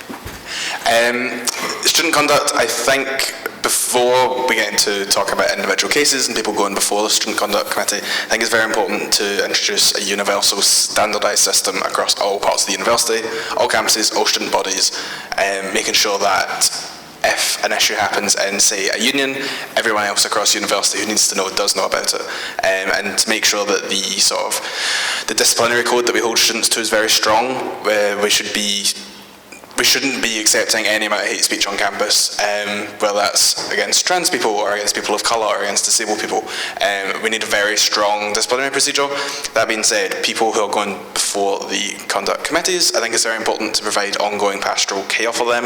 There's definitely a role that SRC should be playing now, providing student welfare and having a sort of named point of contact throughout the whole process, whether that's someone's been accused or someone's accusing someone else of misconduct. I think all parties should have a sort of named point of contact throughout the whole process. Can you repeat the question? I didn't hear it, sorry. Tom, do you want to shout out? So the point was student conduct cases, which get everything from sexual assault, sexual violence, and other things such down to the lower levels of plagiarism, and also fitness to study procedures. For anyone who doesn't know that, is whenever someone is raised to, after concerns from the academic side, to a panel to decide how they can continue their studies with a support plan, or emotionally taxing parts of the job. How would you deal with having to face those student-facing panels and being part of that panel, and how would you cope with that sort of situation? So I think sitting on these panels, you do have to have a level of empathy, and that's really important to not come across while dealing with these as being cold and detached. And I think having that, but also having to balance, emotional strength to deal with it all. I think I've had to deal with stuff like that, similar, like, not to the same degree, but we've had students all year dealing with on hive nights, like we've witnessed them having breakdowns, really tough, emotional, draining situations that sometimes happen every Thursday night, and I've dealt with them all year. I feel like that's prepared me, if anything, for things like that. And we deal with conversations about discipline within our own board, and I've never found these too taxing or daunting, so I think I'd be up for it. So I'm under no illusion that this is a very, very difficult part of the job. I've spoken to obviously Tom this year, but other former VPSSs just about how in a lot of ways this has been the trickiest part for them. I think that the good thing in a way about these cases is that they're divvied up between SABs, aren't they? So like VPSS would take some and VPSA would take some more. I think that in that sort of case, it would be really great to make sure that you have a really strong sort of bond almost within the team to make sure that you can rely on each other, fall back on each other, and I suppose be vulnerable in a lot of ways with each other. I personally have some fantastic coping mechanisms. I haven't particularly been to one of these meetings, but I've come close. I dropped out of university once and it was horrible. So I understand what it's like to be in this position, and I think having that empathy and being able to sort of relate to these students in that capacity would be a real benefit. I think that I consider myself a really compassionate person anyway, so hopefully I could really tune into that and make sure that they, feel empathised with, they feel heard, but also that I would be there to be a support for them. I think that would be a really vital part of that aspect of the job. Okay. Thank you very much. And Mary? Okay, so I think also the biggest thing to have is to be able to empathize with the students in that situation, because a lot of times students break down when you don't find somebody who can relate with what you're going through. So I think having being able to empathize, being able to be transparent, being objective, it's very key in sitting in relating in that position, and also being able to work with the school to make sure that every student gets a fair hearing and gets a fair treatment. And also, in addition to that, having a big support system, for the students, so that they don't break down during that process. And counseling, making sure that counselors and like pastoral care is very key, is very important for students going through those kind of situations, and being able to do all of that will go a long way in helping in those situations. Okay, thank you very much. There's quite a few questions here. We'll keep moving from this side of the room over. Could I just ask, just acknowledge that we have quite a few questions. If we could try, and I'll challenge the candidates to keep your answers as succinct as possible. That'd be absolutely fantastic. On you go. I know some of you might have mentioned bits and pieces of it before, but I was just kind of wondering what research into the role that you'd done prior before going for it, because I know it's such a massive role. What kind of research did you do to prepare yourself and sort of make yourself go, yes, I'm right for this role? Because I think research is really important before you choose it, so yeah. Thank you for the question. Yeah, great question, thank you. Aside from the experience that I've mentioned, being on council this year, serving a full year on council, I have done a huge amount of research into this role. Since November, I've spoken to 6 current and former SABs just about the sort of intricacies of the role, and to make sure that not just was I right for this role, but that this role was right for me. Being on council this year has been a massive education. I don't know what I was expecting when I went into it, but the level of university policy and procedure that you become acquainted with is just staggering. And I think that in itself is a massive benefit to sort of going into what is essentially, Tom is my line manager, so it's the next step up really from disability officer. So obviously aside from being on council, sitting on all these committees and stuff, I really have put current and former SABs through their paces, asking really horrible, picky questions, just to make sure that I understood sort of the necessities of the job, and make sure, like I say, that I was right for it. Yeah, so reading the job and its remit, I knew after my time on committee, welfare committee in the GU, I knew it was definitely something I was really motivated about and really interested in, and after all my experiences I really wanted to channel all of that passion into making a change and something I felt very passionate about. But obviously I didn't feel particularly ready to go head first into the job before speaking to the most experienced person of the job. So before I went for it, I obviously made sure to sit and have a long chat with Tom about what it entailed, and have since done my best to sort of, read around what it would entail.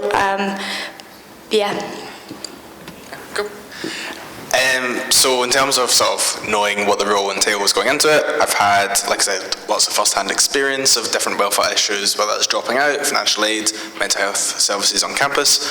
So I've seen how the system works and how it doesn't. More recently, I've been working quite closely with Tom and the Widening Participation team to work on this estrangement awareness campaign I was talking about.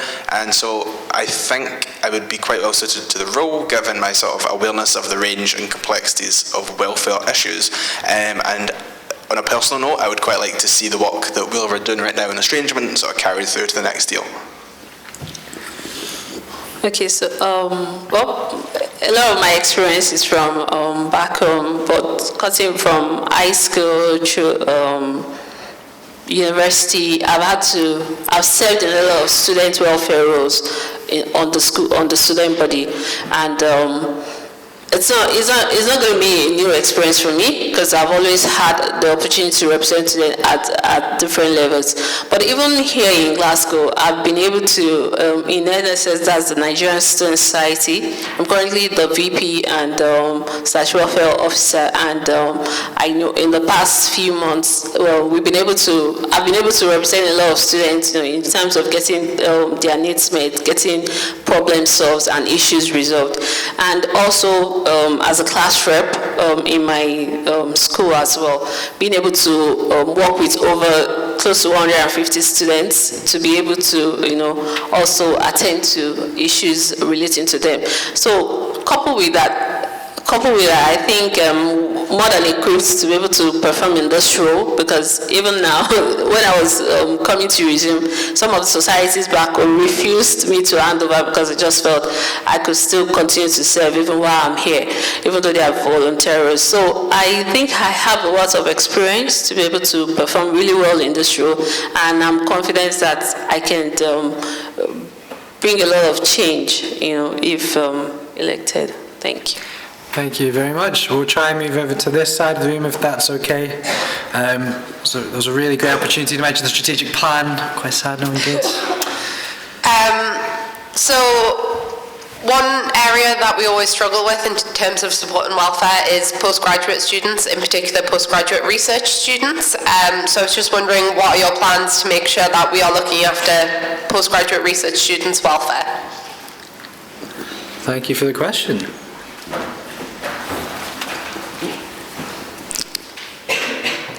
It will amaze you to know that a large percentage of actually the friends I've made, or the people I've met on campus, were initially postgraduate students. And I started asking myself, is it just PhD students that are on campus? But you see, what I've noticed is that the PhD students are kind of decentralized from every other thing that is going on campus. So I think we need to, there needs to be specific engagement for that demographics of students. And we actually have a lot of them. You only need to walk into James Watt building, third and fourth floor, and you see a massive room full of PhD students. So I think we need to have specific target communication to that group, targeted events for that group to involve them more in the activities of this SRC, to make sure that they are carried along and they become inclusive in the things that the SRC does. Thank you. So when writing my manifesto, I spoke to the postgraduate research students. I knew an issue that came up time and time again was the number of them who felt they were falling through the cracks between staff and students. Not quite staff, not quite students either. So I think the main thing that we could do to support those students would be to make it very clear from the start of where the line lies. So for example, with the strikes, will they allowed to strike, will they be disciplined, that sort of thing, making it very clear from the outset what the consequences are going to be, just so that everyone knows where they stand. Another thing is welfare, signposting to welfare services and introducing postgraduate specific welfare services will be really important. Utilising the postgraduate network that currently exists to provide a sort of peer-to-peer support, and I think the SRC can also be doing quite a lot to support them with finance and funding, so lobbying university as a whole to improve the financial provisions for postgrads. So I think it's very effective having specific, especially during Freshers Week, creating the specific postgrad event, making sure PR is on top form with all these. I feel across campus there could be more of an effort from all the student bodies to introduce postgrad events. I think definitely on the GU part we could work a lot harder to introduce them, even though I'm getting the evils, sorry Owen. But yeah, at the same time I'm very aware that I'm myself not a postgrad, and for these type of things I think it's really important to make focus groups and really go out and speak to postgrads and see themselves what they identify as, you know, markers for not feeling as involved on campus, and then working from that. So in sort of my preparation for writing my manifesto and deciding I was going to run for this role, I also spoke to a number of postgrads. And one thing that really stood out was talking to a researcher from the School of Chemistry who noted that she didn't really feel like she was part of any kind of solid community. She comes to work, her reactions don't work, and then she goes home, and that's it. And that to me was pretty heartbreaking. I feel like we are making such great strides to forming little communities, whether it's the Home Student Network, the Disabled Students Network, and I feel like, just like Blair said, a lot of these postgrads are falling through the cracks. So I think one thing that is really key here is just focusing a lot on engagement, whether that's sort of looking at some kind of course specific buddy system or specific school engagement events. Something really desperately does need to be done to sort of strengthen this little community feel. The rates of dissatisfaction among postgrads is just staggering, and it really shouldn't be, because coming here to study should be fantastic and they should have a lot of fun. So I think if we focus on engagement, go out and actively ask them what exactly they need, what they want from us, that could be a really great first step in sort of trying to establish this little mini postgrad community. Thank you. Okay, lovely. So any more questions? I'll give it there. Thank you. So this is a question from Ananya, but it's one that I want to see answered as well. So obviously we've seen the sort of coronavirus outbreak sort of spreading across the world, and in response to that we have seen unfortunate instances of racism against people of a sort of Chinese origin. So how would you sort of support people facing racism, assuming that this outbreak continues into your tenure as VPSS, and how would you sort of work with the university to sort of build up a sort of support systems there to ensure that when this is spotted it's stamped out immediately?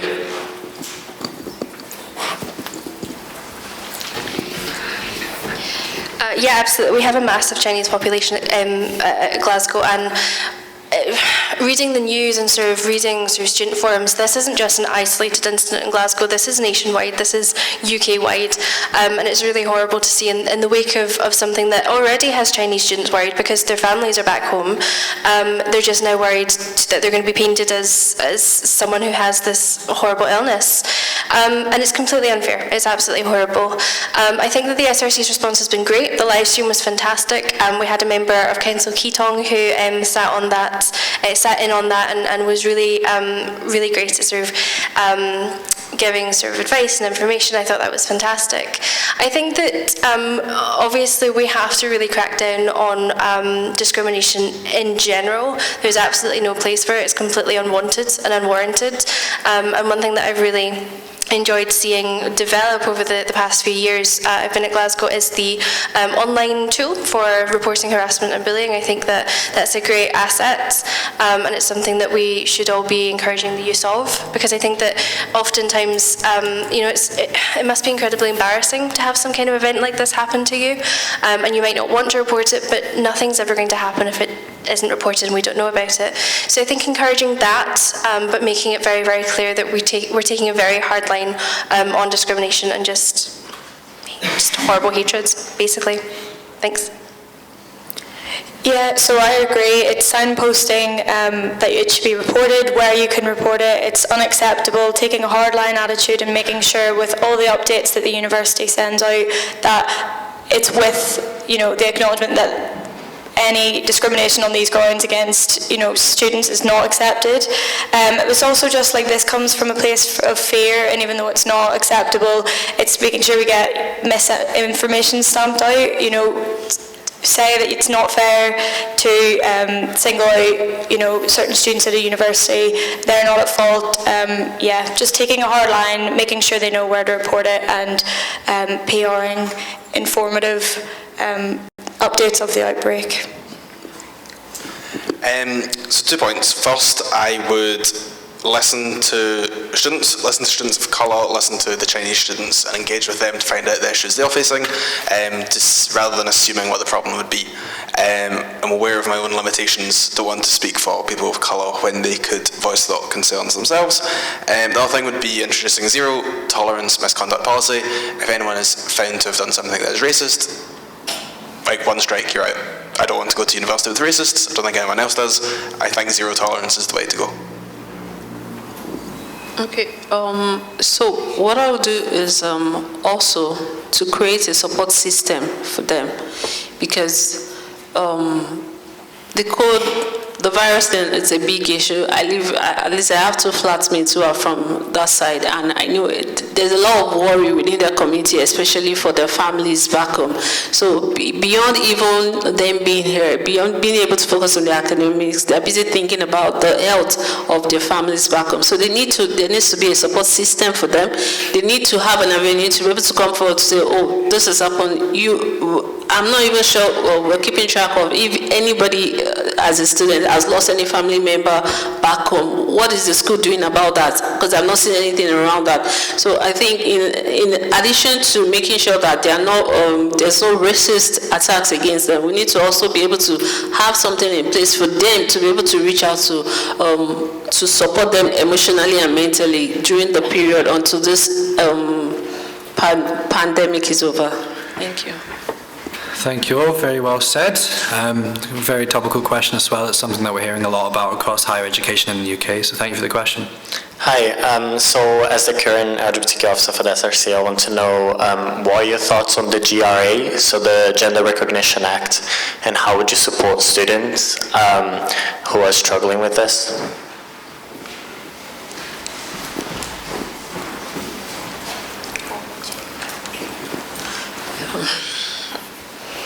Okay, so I must say, coming here, that was kind of a shock for me because I didn't realize that those things actually, for every form I've had to fill since coming to the UK, I've had to indicate that. So now I know that it's really a big issue for me. And while I'm still researching into it, while I'm still studying it, to understand its implications, and I haven't been reading a lot about GDPR policies in my course, I'm going to work with a team to do more, to whatever support the people they need, they're going to get it, and whatever we can do, work with the school management to make sure that they are inclusive and there is no biasness against them. Whatever support they need in that space will be given to them. Thank you. So for a bit of context, I don't know, the GRA reform is the Gender Recognition Act. The Gender Recognition Act is the act which allows trans people to change the gender on all of their birth certificate, driving licence, all the right now the system does not work for trans people. You have to wait for 2 years. You have to go through panels of doctors and lawyers, and it's not a fair system. So right now there is a bill going to the Scottish Parliament to reform it, to make it a sort of self-ID system, which is the way we should go. I am entirely behind GRA reform. I've always been championing trans and non-binary voices. I think that there's not a lot of education on campus at the minute, and we shouldn't allow misinformation to spread. So if there starts to be rising transphobia on campus, we should stamp that out, zero tolerance. I would also encourage everyone to engage with the Equality Network and the ongoing consultation. Consultation is open till the 17th of March, is that right? And everyone can fill it in. If you support trans people, if you recognise that all of the rights of queer people stem from the fight of trans people, you should fill in the reform consultation. Yeah, I agree with Blair. I'm not going to pretend to know just as much about it because I haven't really read into it or heard so much about it, but obviously supporting everyone in the student community, making sure there's no one has any issue with any from the LGBTQ community, and any sort of hatred or disagreement with this is stamped out, and just making sure that's promoted all around campus in every student body. Super question. Thank you, Blair, for the context. Just to sort of build on that, the Gender Recognition Act is currently going through its second consultation, which, like you mentioned, can be sort of voted on. I would urge you to. The link's in my bio if you're friends with me on Facebook, or not, come find me offline and I'll send it. And I'll try and keep this brief because I know that the big yin will try and beat me to death if I go over a few minutes. There are things I agree with and there are things I don't. One of the proposals is to lower the minimum age from 18 to 16, completely on board with that. I don't agree with the waiting period that they've got. You have to have been living in the gender you identify with for 3 months when you apply, and then you have to wait a further 3 months. Trans people are constantly stuck in a system that makes them wait for hormones, for surgery, for a piece of paper that gives them the right to live as they want to. So I'm not at all on board with that. One issue that I also take is that there's no provision for non-binary folks. So current legislation means that you can literally be fired from your job for being non-binary, and there's no bounce, there's no consequences to that, which is completely horrifying and wrong. And if you are planning to do the consultation, which I hope you will, question, I think it's number 4, has a section where you can add your own comments. I would urge you to speak up for the rights of non-binary folk. As to how I would support students going through this and struggling with this, like I say, we have to stand in solidarity with them. We have to make sure that we're, filling out this consultation, because the tariffs certainly will. And we also need to make sure that we are supporting them on campus and make sure that we're maintaining a nurturing environment for trans-spoken people who are sort of exploring their gender identity. Thanks. Thank you for the question. Thank you for the answers. Just for the candidates, for the next couple of questions, can we have either Blair or Ella start the questions, if that's okay? I appreciate that Mary and Rachel have alternated in starting off the answers. So yeah, Basil? Yeah, so just a quick question here. Obviously, as VPSS, you should know that you tend to line manage the International Student Officer. So I just wanted to ask a question, even though the position is unfilled this year.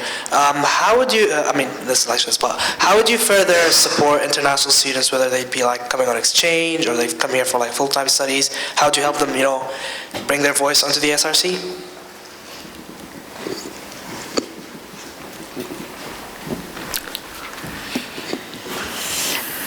So I've seen, even since my first year, I feel like there's been a much bigger push to have international student mixers, specific events. I think this has been really great because I feel that's what they specifically find engaging, something that's not intimidating to go to, especially if you've just come over for someone else. I'd say continue these cross campus, make sure there's a lot of events, but also listening and liaising with the international officer, because at the end of the day they're representing that specific student interest, hearing what they have to say, and just communicating with a lot of different groups to see what would work for them. So like you said, the international officer role is currently unfilled. If I was to be elected between now and coming into office in July, I think I would quite like to see some sort of EGM or co-opting to ensure that there is an international officer in place for Freshers Week, because there needs to be that sort of continuity before and after Freshers Week with all the international students coming in. One issue, just from international student friends, one issue that I know is a big issue is supporting international students from graduation into work in the UK, because often they are left entirely unsupported with the visa process, and so I think the SRC, whether that's the advice centre, signposting to the career service and advisors of studies, or the SRC themselves, can offer the practical support international students need. Yeah. Actually, I also made that observation, and it worried me because I am an international student. I was like, why would the international student officer role be left unfilled, 2 consecutive elections? And when I saw the list again this year, and I saw it's also vacant, I actually felt a bit of concern. So yes, it's actually one big thing I intend to focus on if also elected, work with the SRC to make sure that that gap is filled somehow within the team. And even if there is no physical person in the role, that whatever needs to be done with respect to that office is carried out. Whatever gap, whatever activities, whatever information, whatever collaboration needs to happen in that space is not left undone just because we do not have somebody bury that post. Thank you. So obviously you can probably tell I am about as un-international as it comes. I was born and raised in the South Side, so I can't speak for international students. It would be inappropriate for me to try and do so. I do agree that we do need the post filled as soon as possible. It's completely... Having a pretty full welfare team this year has been absolutely amazing. It's been wonderful. And I think it is a really important post to have filled as well, because we do have such a massive population, I'm looking for a percentage of the population who are international and who obviously have different requirements and needs from home students, for example. So with regards to further supporting them, if I were to be elected to BPSS, I would make sure that I stayed completely on top of what the international officer wanted to achieve, try and support their goals and hopefully push them to achieve exactly what they want to. Because, like I say, they'll know best what an international student needs. Thanks. Okay, thank you very much. Right, we will take one final question on this, if that's okay. It's been quite a long one. Okay, Tom's exercising his SAB rights, so he will have a question just after. Hopefully that's okay with everyone. I realise we spent a lot of time on this particular set of candidates. So, Teresa, away you go.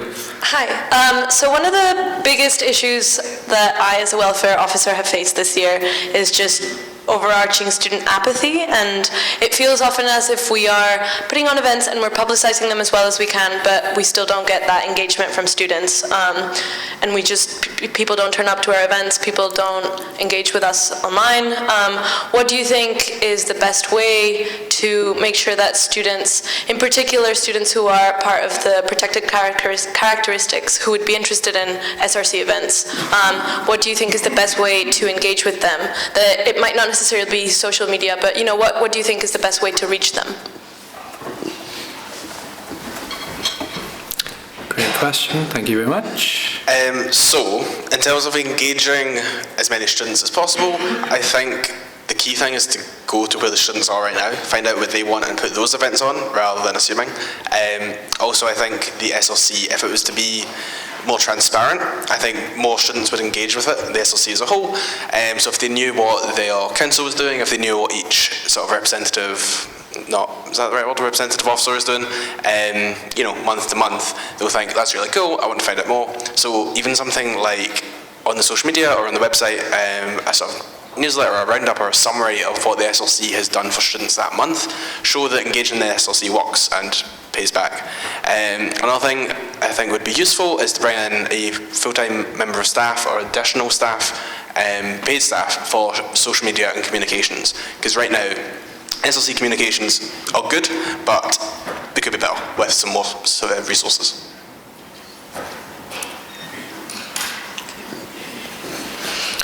I think a lot of engagement is needed, and not assuming that this is what the student needs, but rather trying to find out, carrying out some kind of anonymous online surveys to find out, okay, what do you really want as a student? What kind of activities do you want? What kind of help do you, what kind of activities do you want to see? What kind of gaps do you want to see filled? And being able to follow up and create tailored activities to what they need, not assuming that this is the kind of event I want, this is the kind of place I want to be, but making sure that you're actually creating events that will make me want to come to that event, not the one that you feel like creating. Thank you. I think it's unfortunate for the SRC that, say, the other two unions and the GUSA, they have sort of communal social spaces that people just happen to occupy, and it makes all of their events a lot more visible. So I could bang on all day about the essentiality of cross-campus, but there's boards in the GEU and CUMU, and there's spaces for SRC things to be advertised, and I just think it's maybe making all of those boards aware and having a massive cross-campus effort to advertise what everybody's offering. Because, for example, there's stuff that I've only recently heard was hosted here, and we had a very similar event, and it was really popular, and it's more just, I just don't think people hear about it. People are in the spaces, for example, the union, as a social space a lot more, and then they're just exposed to the PR, and that's unfortunate, but I think it's just maybe asking, working a lot more collaboratively across campus to make sure everything that everyone's running is being vocalised to all the students. This is such a loaded question, so I'll try and do it justice. I think that it's interesting because lots of different things work for different groups. So, for example, obviously through working with the Disabled Students Network this year, engagement is pretty poor. You get a couple of posts, a couple of likes on each post. But as soon as Tom and I cracked into the Disability Service mailing list, a whole bunch of people came to the pizza party. But if I get an email that's like from a generic mailing list from my school, that is going straight in the rubbish bin. Like I'm not even opening that. That is going straight in the bin. So I think it's interesting that we really do have to sort of approach different groups in different ways. I think I personally, I'm never off Instagram, so I find that that's the main way that I get my information. I know other people are massive Facebook stans and are never off it. So I think that so long as we keep continuing to use sort of all the methods of communication open to us, Facebook, emails, Instagram, everything, I think that's probably the best way to hit as many people as possible, because there are people who just won't use one thing or another for various different reasons. Okay, thank you very much, folks. Really well answered. And finally, we'll have a question from the current VPSS. Thank you. So, obviously the question was already asked by Liam about things like conduct, and things like fitness to study and how you would cope with them. There's other aspects of the job, just like all the other sabbatical positions, where you're going to have struggles, you're going to come under fire for things, you're going to get blamed for things that weren't your fault, or the university's fault, or they were other people's fault, completely out of your control. That can take an emotional toll, and the entire job is tiring. It's not a 9 to 5. There's times like today where you're going to be until 10 o'clock. How are you going to take your own techniques you would recommend to students to actually deal with your own well-being while you're in this role? Because that's one of the key things that I was taught by my predecessor, which was an importance you had to place. Yeah, I think it's important to try and practice what you preach. It's easy to talk about welfare and tell everyone else how to deal with their own problems, but yeah, I think you just have to be very in-reaching and in taking on this position, understand that it is going to take its emotional toll. I personally find that making sure you speak to your friends, you in this position will know what services are available. You'll be in the building talking to people and just making sure you're emotionally supported enough to support everyone else. I just think that's important to keep on top of. But I feel this year, having been a fourth year, dealing with stress, balancing a bunch of different clubs, the board, I have learned how to deal with stress and make sure that you don't internalise it all and let it get on top of you. So yeah, just keep on top of your own mental health so you can take care of everyone else. So this year's been a really busy one for me personally. I'm a final year student, so I'm juggling class, my dissertation, I'm volunteering a day a week, I have care responsibilities for a family member. I try and maintain some semblance of a social life, whilst maintaining my own physical and mental health, plus I have a full-time 30-hour-a-week job outside of uni. It's been pretty difficult. So I'd like to think that along the way I've developed a huge crazy amount of coping mechanisms that really help me sort of compartmentalise exactly what's going on. This year I know has been really tough for the SABs, and in a lot of ways not that I'm glad you went through it, but it's been interesting to see from this sort of perspective as someone on council, and obviously I know that the emotional toll has been pretty big.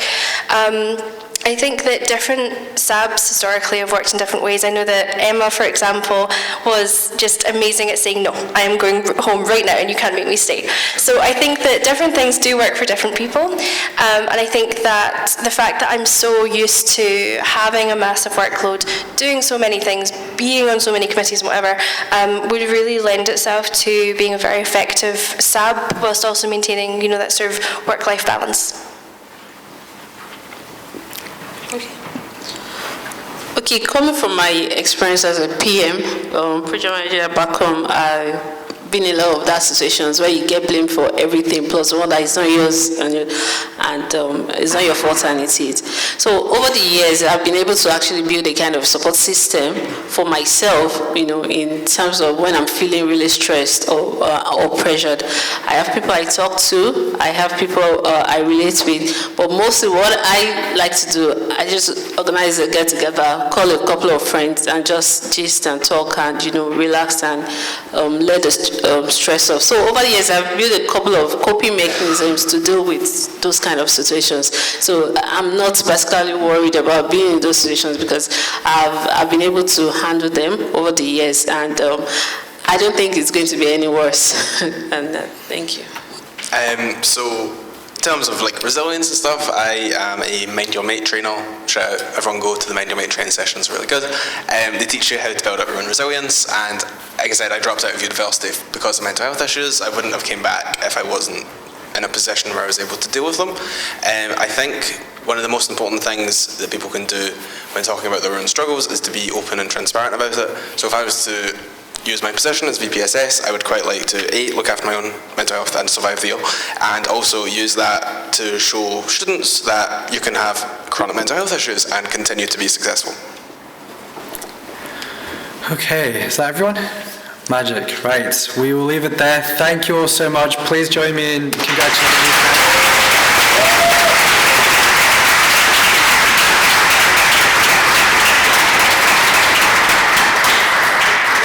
Some really amazing candidates there for our most contested sabbatical officer position. Some really fantastic answers and some great questions.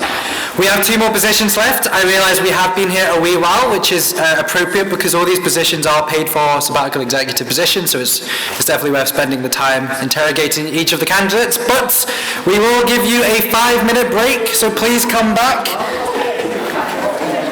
10-minute break. You have a 10-minute break. Please aim to come back at 20 past. Thank you.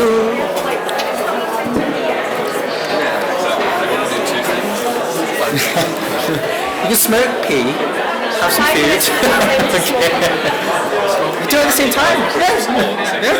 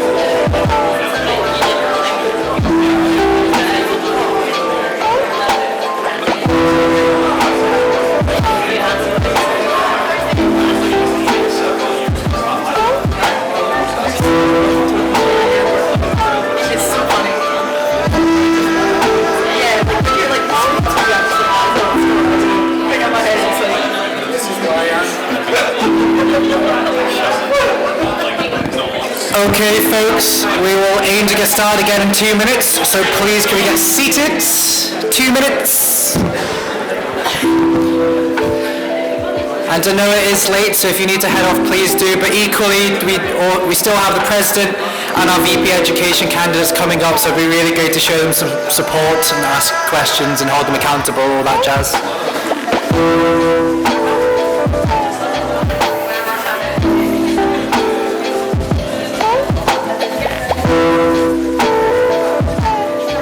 Emma. I just wanted to test if there was a thing.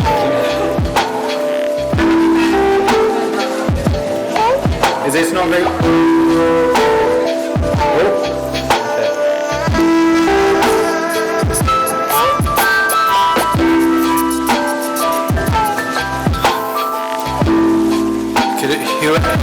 Could whoever owns this bowl and the stuff at the front please reclaim it as well?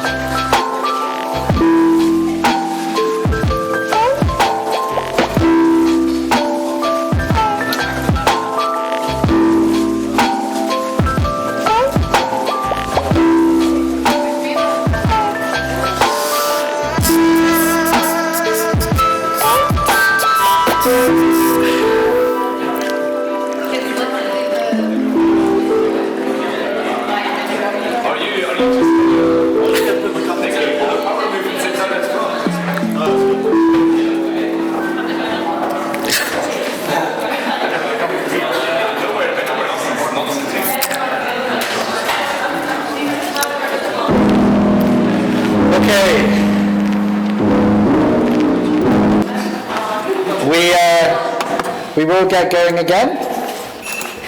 Thank you everyone who has remained. Again, I really appreciate this is quite a long night, but as I said before the break, it is quite important we spend time doing this. There are 4 executive sabbatical officer positions. There are jobs involved here, so it's really important to make sure that you guys feel like you can interrogate the candidates and therefore elect the best person for the job.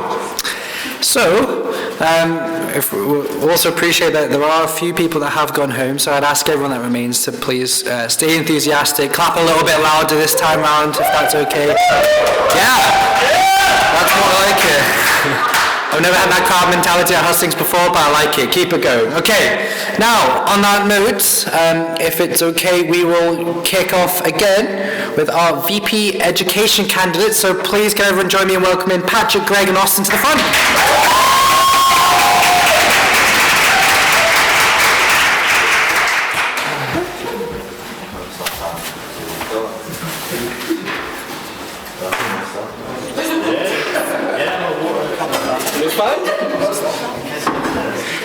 Complete assumption there. Apologies, Austin.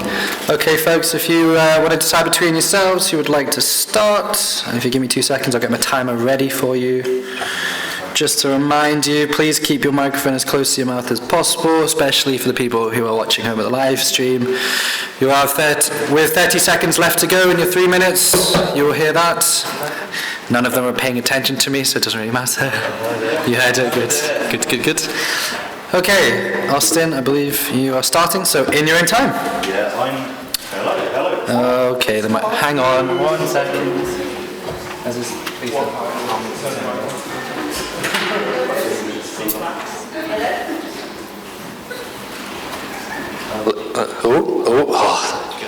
Oh, we love it. Okay, I am going to do it. I'm going to pull the Kirsty Summers power move and stand up. Okay, so yeah, first, I'm not going to pretend that if either of these two get the role over me, that the SRC is going to fall to pieces, that the McIntyre building is going to crumble, and students won't be represented well, because these two guys are people who I've really grown close to over the past year. They're my friends. And yeah, it's really made this whole experience of having to campaign against them a bit hard. And it's not really a nice thing to have to stand in front of them and then say why I'm such a better person than either of them to take up the position of VP Ed. But I guess in the next 2.5 minutes I'm going to have to do exactly that. So yeah, what can I say?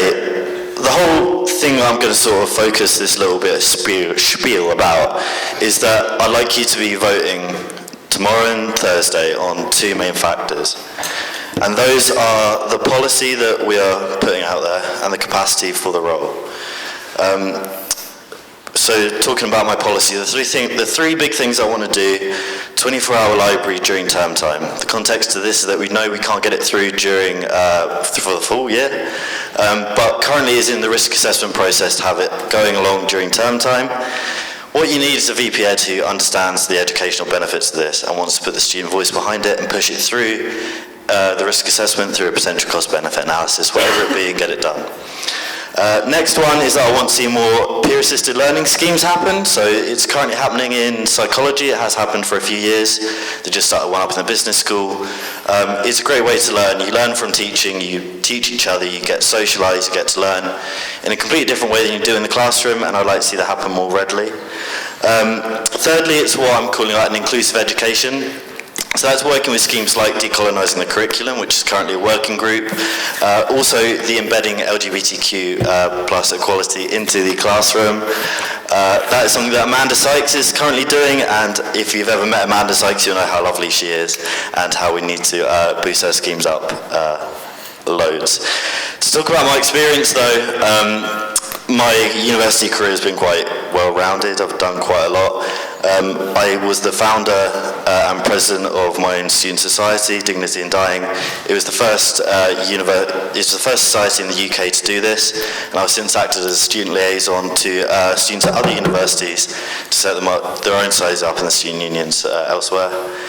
Trampoline captain, I've done logistics, I've done, pastoral care there, and I've also been humanities rep. So if I'm elected VP Ed, I'd be like the fourth person to come from the School of Humanities to become VP Ed in the past 5 years.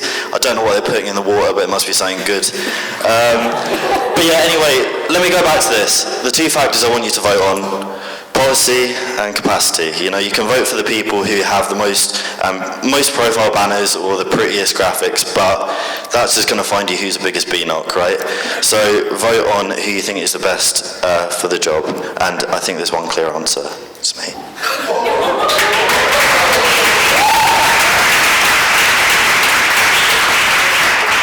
And if that wasn't enough, you're 1 second away, so well timed.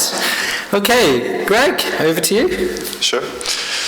Hello everyone, my name is Gregory and I'm running for VP Ed, just like these two beautiful guys here. I'm not going to focus on my manifesto points because my manifesto is online and I would hope that you've read it. So I'm just going to focus on why I'm doing this job first and how I believe I'm going to do this job well and why you should vote me. So first of all, I am a scholar for psychology. I fully enjoyed this position over the past few months, and I think it's made my experience and it's provided me with an experience to do this role really well. I've liaised between students and staff. I've advised class reps on the projects that they want to undertake. I've effectively changed provision of feedback for incoming exchange students, and I've got accommodation for both staff members and students for how involved I was and how well I was as a school rep. I've represented students' academic interests first year, just taking a week gap for an exchange semester in third year, whatever. And I've served on the learning and teaching committee of the university, which has allowed me to see how committees in the university work and get a glimpse of how it would be to be a voice that is really well listened to by senior members of staff. So how? I recognize that going into this role, even though I have sat on council for the past few months, I don't know everything about the role, regardless of how many current and past sabbatical members I have spoken to. So I would focus the first couple of months into familiarizing myself with the structure of the committees and making sure that I know how I am going to go about making the change that I want to make before the academic year starts.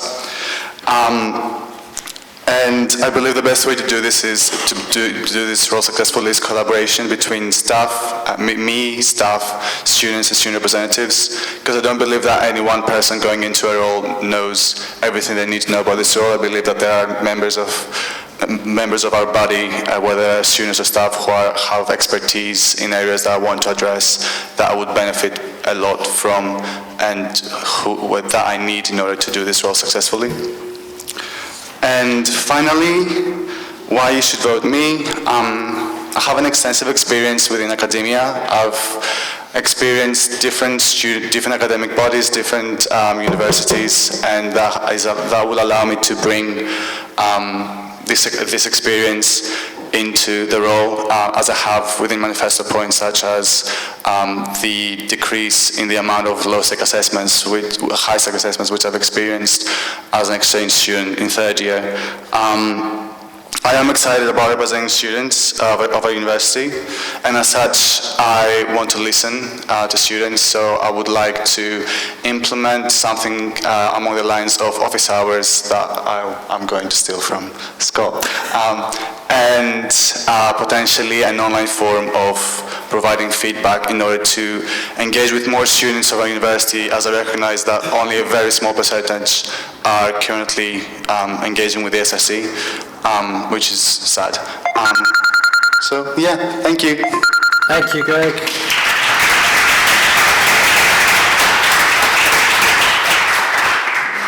Oh, another stander. Over to you, Patrick. Yeah, all right. First, thank you, Austin, for the kind words. I feel the same way. They're both great candidates, but I'm better, and here's why. First, everyone who's read the manifestos knows they're all interestingly similar, and I believe that's because we've all had similar experiences on council this past year. We know what is happening in the SRC, we know what the issues are, we know what can be achieved. So if the manifestos are so similar, why do you need a candidate like me who can actually put them into practice? First of all, before I came to university, I've already done loads of things. I was regional director for an international exchange organization. I was also a quartermaster sergeant in the Swiss Armed Forces, because conscription. There I was in an environment that is not 9 to 5, it's a 24-hour environment. Work-life balance is not a thing, and I learned to line manage about 20 people, which I think could come in handy here, although it's not quite as rigorous.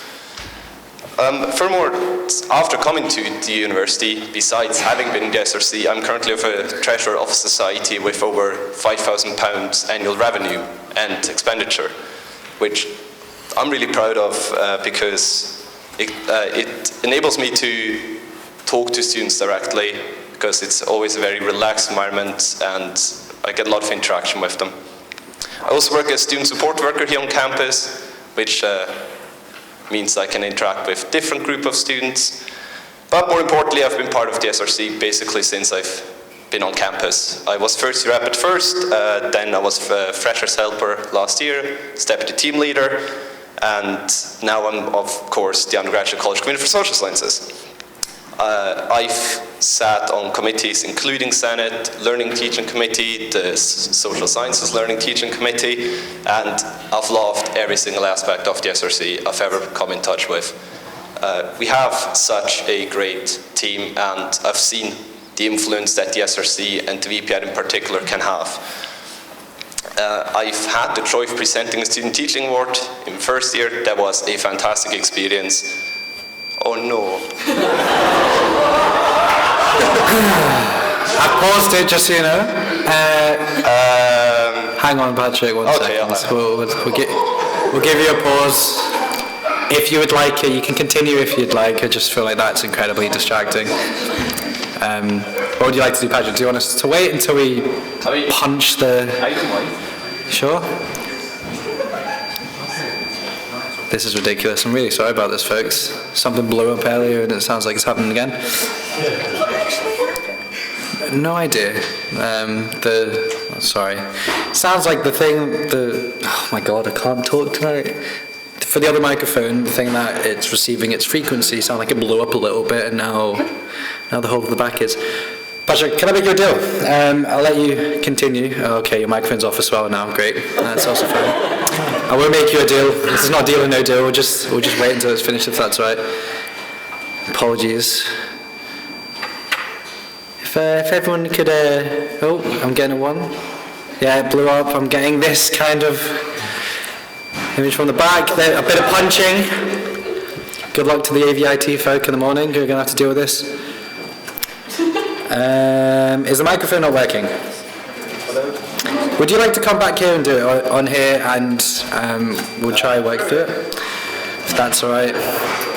I'll give you a couple extra seconds. Obviously, it's going to put you off your. It's going to put you off your stride. Would everyone be okay if we had Patrick do the rest of his speech from here with this in the background? I mean, are you happy with that, Patrick? I don't, yeah. Okay. Again, really apologies to us, folks. If you just want to just so you know, you have 40 seconds. Yeah. There's some lovely bread, by the way. Don't shame me like that. Okay, Patrick. Hey, just calm down a little bit. This is against convention. Patrick, thank you. Okay, thank you. Yes, I've had the pleasure of presenting Student Teaching Award, which was very wholesome. I've been involved in earlier last year, which was also fantastic because it showed me how external reviewers view the university. I have spent way too many hours on stalls promoting VCS, STAs, registering for election because I didn't want to write my essays at the time. So I've seen the intricacies of committees at the highest level of the university, I've seen how the university works, and I'm not afraid to stand up to senior management because sometimes they really, really need that. That's all, thank you. Thank you very much.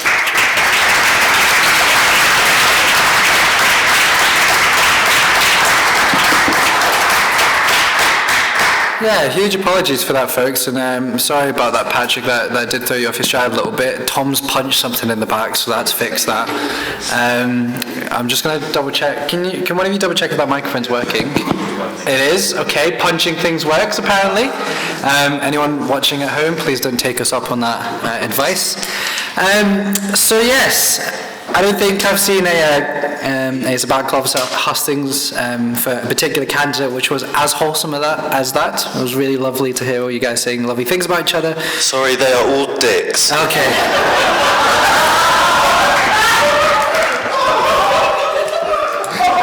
And I take it all back.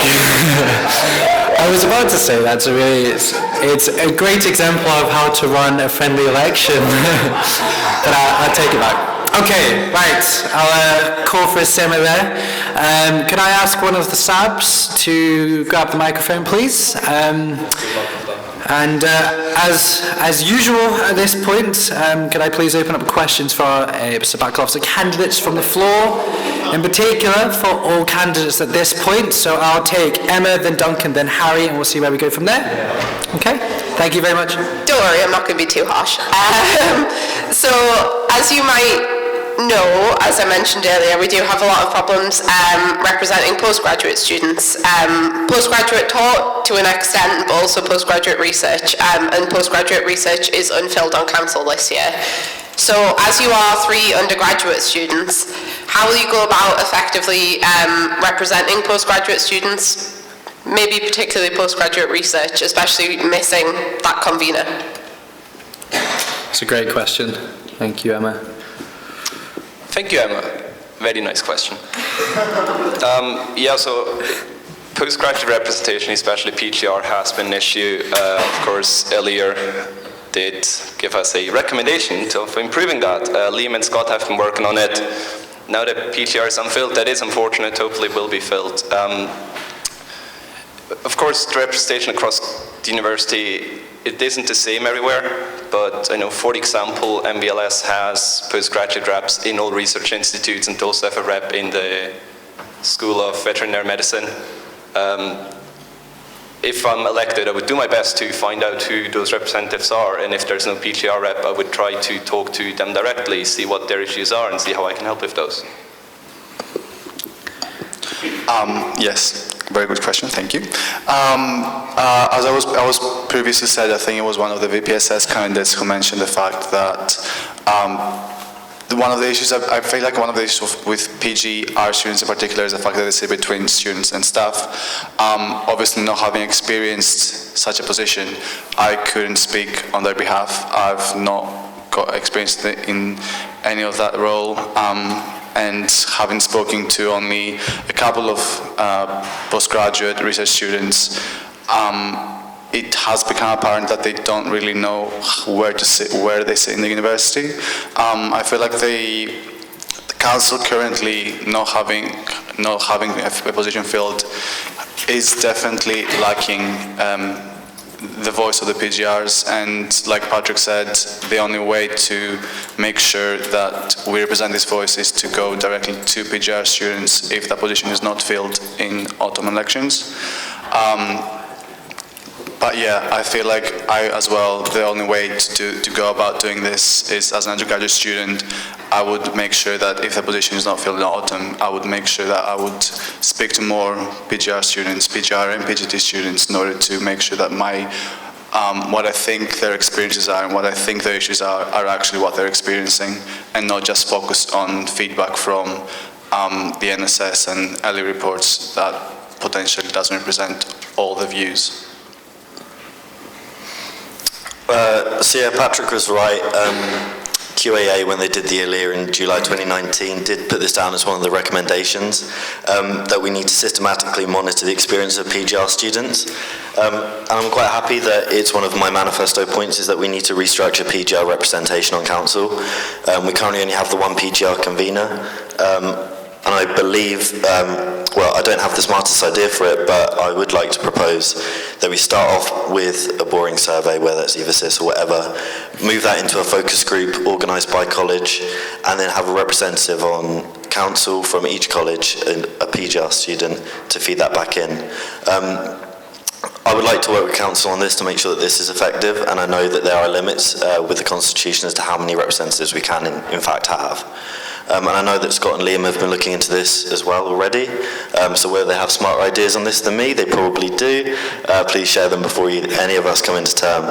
But yeah, I am very much aware that this is an issue, that PGR students aren't represented, as well as they could be, and their issues do go under the radar. So yeah, we need to reform it in some respect. Amazing. Thank you all for your answers. I believe we have Duncan next. Just to mention, we have a Twitter wall question, which we're not going to ask, but it was, if you were an ABBA song, which one would you be and why? So thank you for that, Tony. We're not going to ask, though.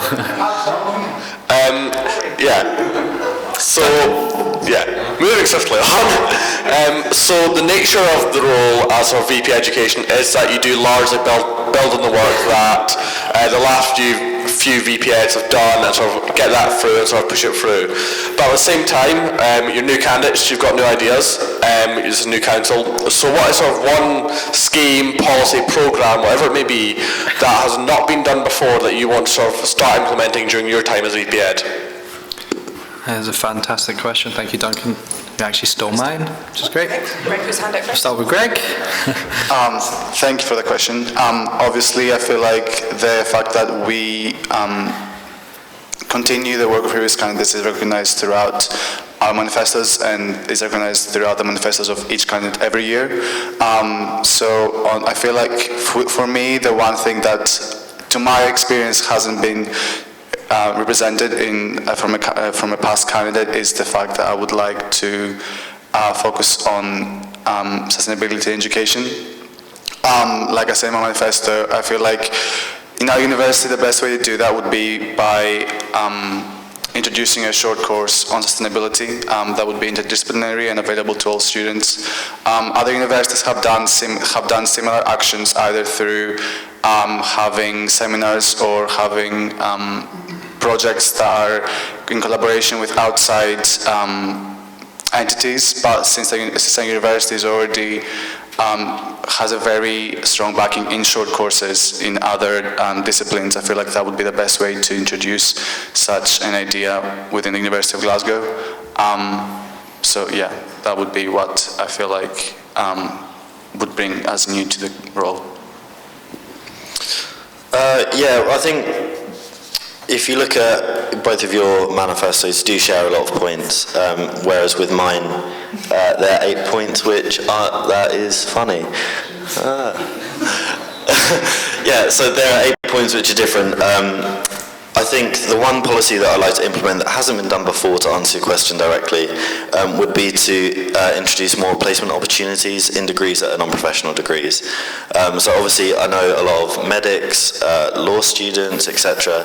often have a lot of pressure on them to take under their placements, but for people who don't have, who are not studying professional degrees, the opportunity to have work experience in industry is really valuable, and to have that recognised formally within your transcript would be really, really good. So that would be something that I'd like to do that is new and original, that hasn't really been looked into before. Thank you very much.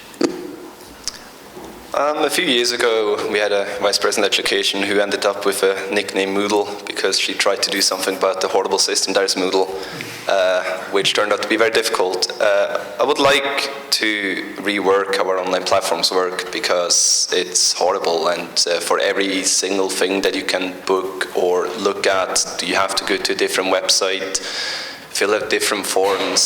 Some of them are very unintuitive. It is a huge project, and it's something that is impossible to do within 1 year.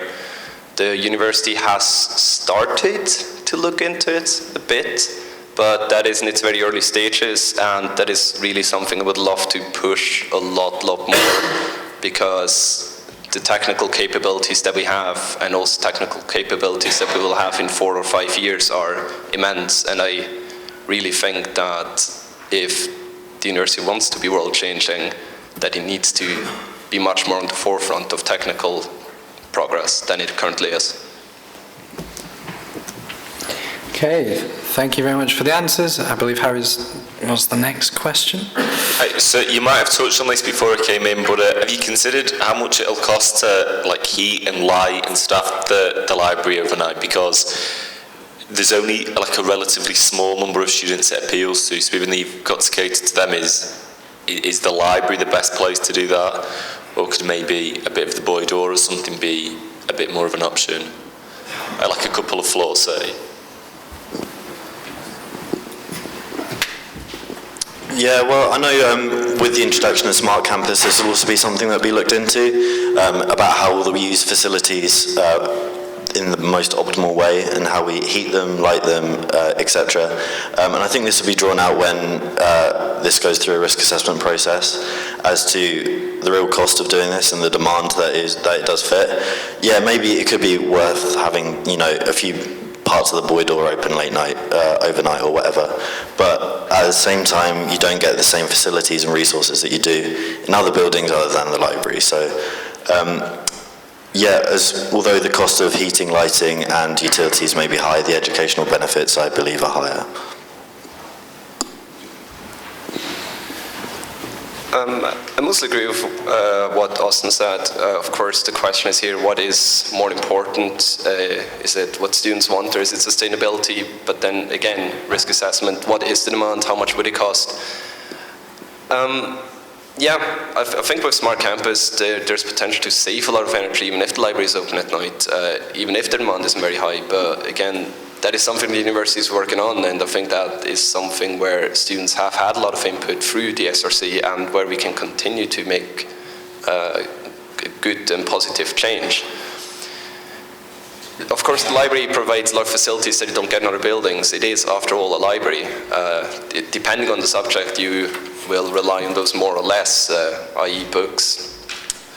But I like the idea of having the library open 24 hours because it provides one space where everyone can go to, and we have one space that is open 24 hours.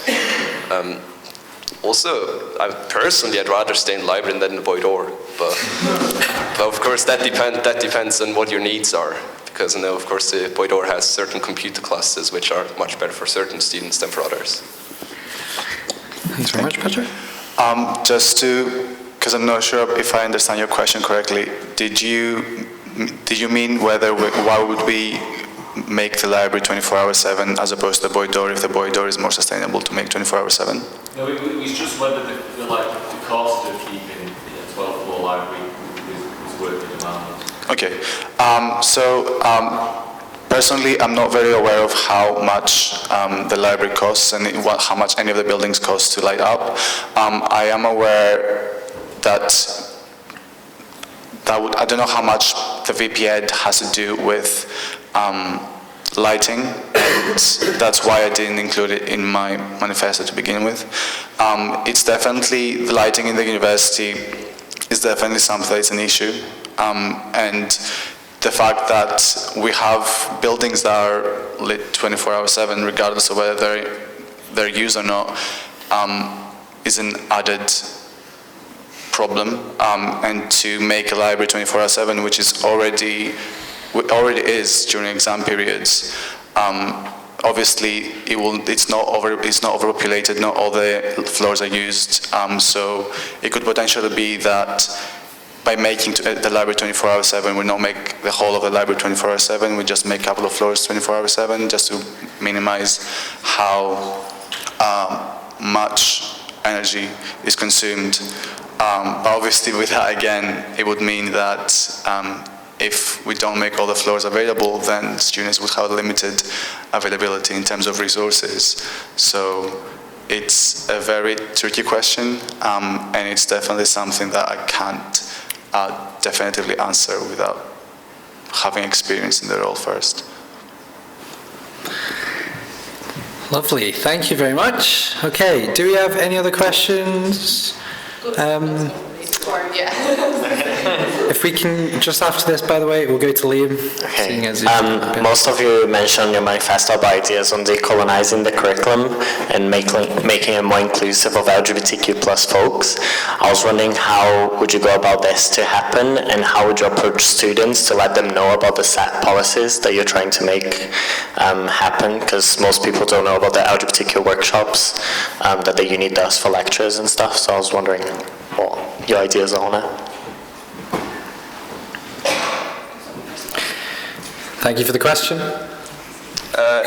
Yeah, obviously this process has really gotten into motion this year, and I'm sure it will progress in the same way next year. I would definitely work with the Vice President Student Support, all the welfare officers who are involved in that. In terms of making students aware of it, I think staff have a lot of responsibility in that. So if a school or certain staff members make a lot of effort to bring these changes, then the lecturers, tutors who are on those courses should also make the effort to make students aware of that.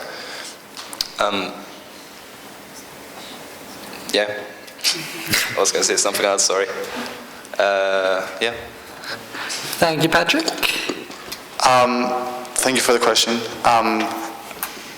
I would say, first of all, I would like to start with saying that I don't know exactly how I would go about making those changes. I know that these changes are definitely need to be made. I know that Leeds has workshops on decolonizing the curriculum in order to inform staff about how to go about how to do that, and how important it is. I'm not entirely sure if the same applies for LGBTQ plus representation in the curriculum. Having spoken to the respective welfare officers this year, and having attended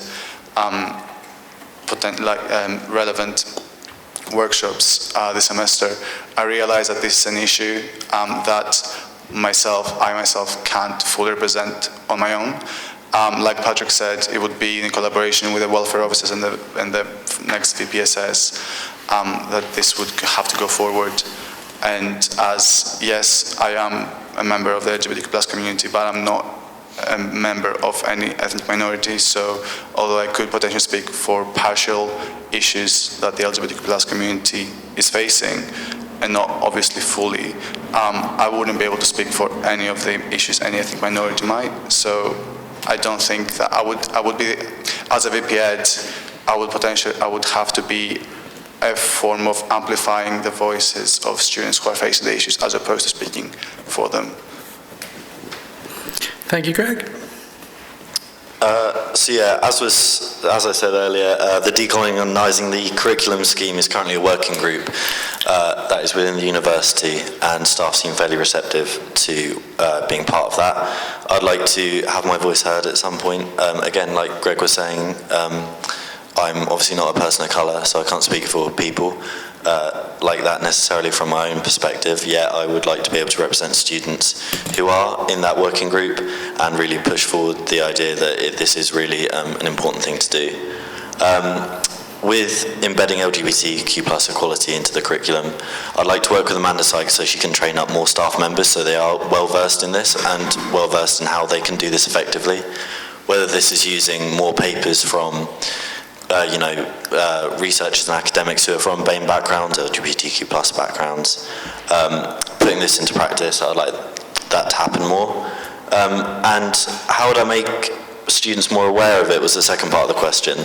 I'd reiterate to students really the educational benefits that come with doing this, that when people see themselves in their work and their education, they do better academically and they feel more interacted, or they feel like they can be more at home in their learning. So that's what I would do. I'd just push that home and drive it home.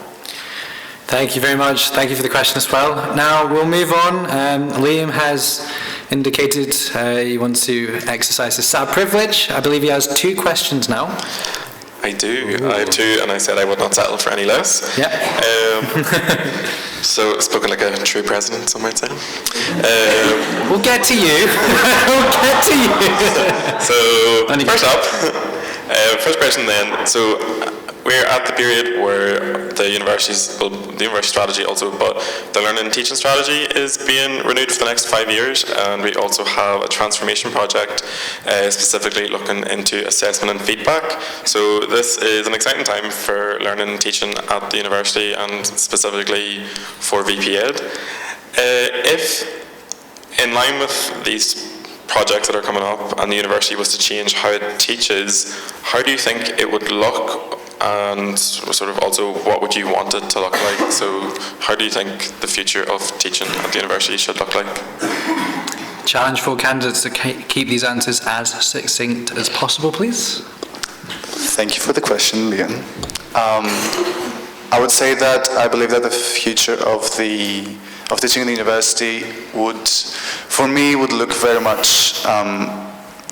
I feel like we need to use more embedded teaching, more technology in order to make contact hours more interactive, allow students to learn from not just to have learning material not just by attending lectures and seminars, but have learning material available whenever they want, and use contact hours in order to enhance their learning and build on that material by informed discussion and by, as opposed to standing there in a lecture and listening to someone talk, or having a seminar that has a couple of tasks that are many times meaningless, building on material that they have available anytime to create a much more in-depth learning. So to me, it would be more online resources, better use of physical content hours, a much better way of interaction between the two. And yeah, hope I answered the question. Thank you, Greg. Again, what would the future of learning be like, given that the LNT strategy and the assessment feedback strategy is coming on, right? I think, again, like Greg was saying, technology and learning, with the JMS coming out with all the new stuff that's coming out there, using technology the best way that we can so it enhances student education is really important. New methods in learning as well, so stuff like active learning and different ways of teaching, engaging with students, making sure that students who learn in a variety of different ways can learn in different ways. And also with assessment and feedback, again, I think it's something that you both have pointed out, is having fewer high-stakes assessments to reduce the burden on students. But also I'd like to see a more a variety of assessment that tests a range of different skills that students pick up throughout their time to be implemented. Thank you, Austin.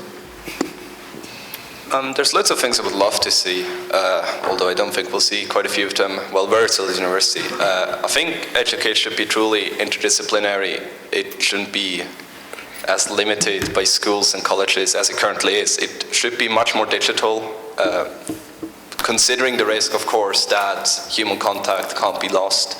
It should be more flexible, especially with assessment. Assessment needs to be meaningful. People need to be assessed in ways which are relevant to their fields of study. Closed book exams I'm going to go out on a limb here and say most subjects don't make a lot of sense. We don't live in a world where we need to know everything by heart. Of course, exceptions apply. I think in order to truly transform assessment feedback, however, we as students need to push for the absolute maximum, because whatever we push for might not happen anyway. So as the student voice, we need to think, well, what do we think students in 5 years want? What do we think students in 10 years want? Because if we only think about what do we want now, by the time those things are implemented, because of how slow the university is, they will be outdated again. Of course, the technology-enhanced learning rooms, TIL rooms in the new buildings are a great step, and I think they provide a lot of potential for having different kinds of teaching and how students can learn. Okay, thank you all. So Liam does have another question. Again, another wee challenge for all of you to try to keep these as succinct as possible. We will start winding down after this question. Yes, so my second question is more related to the SRC strategic plan. So in that, one of our key success indicators is that SRC will train 800 reps a year. And as I think Duncan tweeted earlier, the VP8 has the biggest army in council. I think in total there's over about 1,400 class reps. So during the year we hold a class rep mixer and a class rep conference to try and engage with these representatives, but outside of that, how do you think as VPA you will engage with class reps?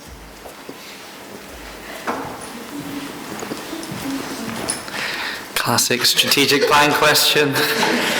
Oh, that was good banter, Kirsty. You know, passing the microphone to me as I'm writing down the question, isn't it? With a strategic plan open. So, yeah. You are right, Liam. It is one of the key success indicators to have as many class reps trained as possible.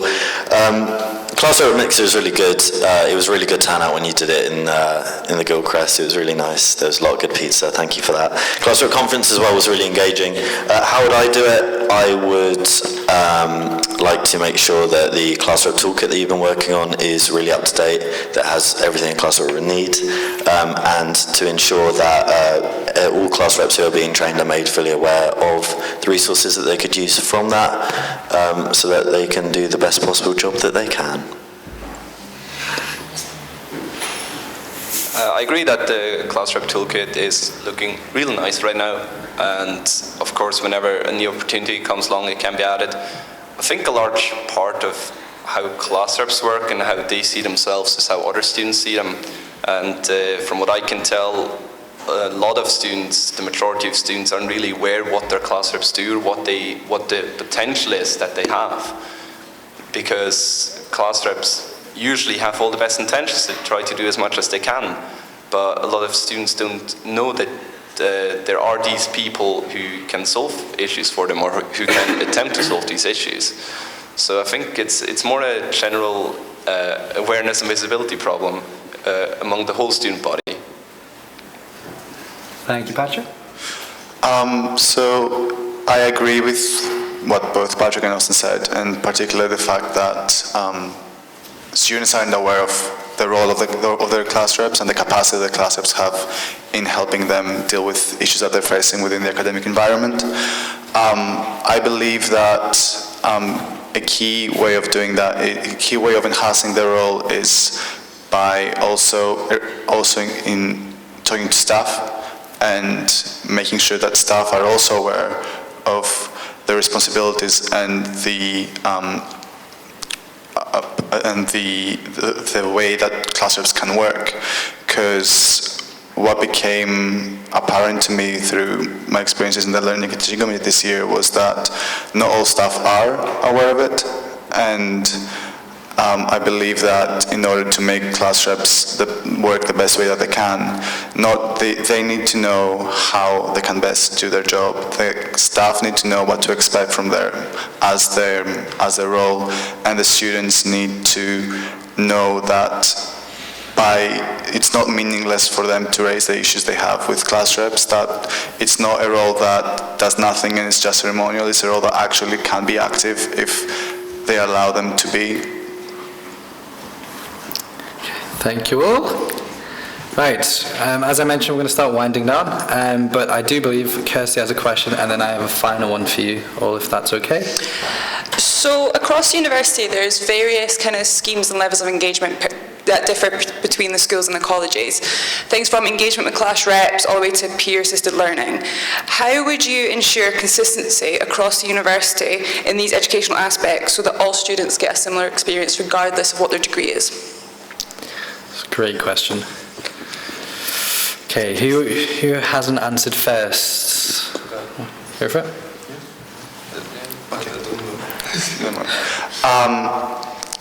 Excellent question, Kirsty.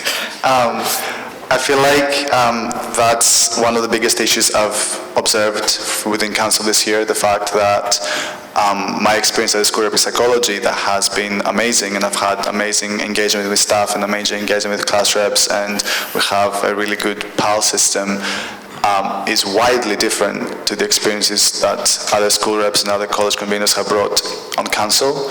And I can't say that I'm aware of how that can be improved, because I know that having experienced this issue this year on council, I can't imagine that the current Vice President of Education hasn't tried to improve it. The past Vice President of Education haven't tried to improve it. So I feel like in order to do the best that we can to make this better is just to keep the conversation open between school reps and class reps and college conveners. And we have monthly meetings. Potentially, we need to have a bi-monthly additional meeting in order to make sure that there is a closer information flow. But at this point, I can't think of anything else, any other action I would take apart from doing my best to keep an open conversation and keep a flow of information. Thank you, Greg. Yeah, I'll echo what Greg said. Is something that I've experienced as well. I am a joint honours student and I sit between two different schools who have different policies on certain things, which are good in some respects, they are bad in other respects. I don't have the brightest idea about how to ensure consistency across college and school level other than writing things into policy to ensure that that is made consistent, as well as making sure that we make this known in the new learning and teaching strategy and the assessment and feedback strategy, that we want it to be as closely, that is as close as possible between schools and colleges, so that students know what to expect. Thank you, Austin. Finally, Patrick. I always think of the role as of Vice President for Education, like when you want to do something you can't just do, you need to start rolling this huge boulder, and hopefully the next 3 VPs will also roll in. Maybe we'll get where it's supposed to be.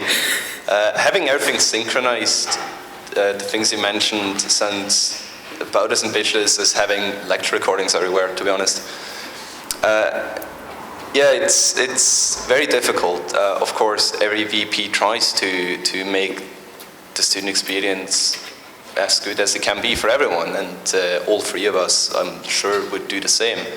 And it's an impossible goal, isn't it, to make it as good as it can possibly be.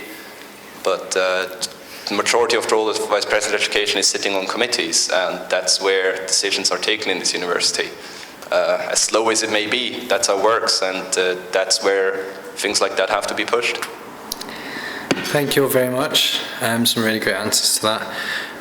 So, my final question is worth just saying the candidates that are in front of us have all clearly done a lot of research. Obviously, you all have council experience, and it's great to see that, with a role such as VP Education, there's acknowledgement that there are things that roll on year on year, and you've all spoken about those things in different ways. So, on that note, I'll put you on the spot just a little bit. I actually hate questions like this, but because you're fantastic candidates, we'll see what you come up with. So, in 3 words, why should students vote for you?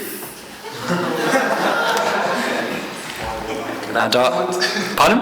Can I have 10 seconds? I'll give you a little bit to think about it. Dwight, it's just a bit of fun and games, really. You've all been absolutely fantastic, but in 3 words, who would like to go first? I love committees.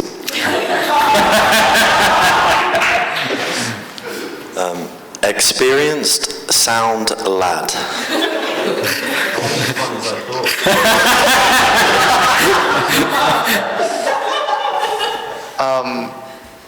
I will listen. Lovely. Okay, folks, thank you so much, guys. Well done.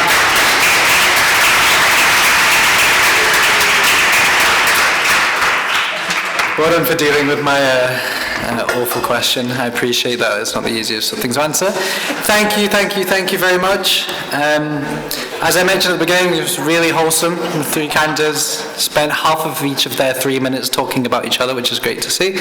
Apart from when Austin decided to call everyone a dick, that's fine. We'll forget about that.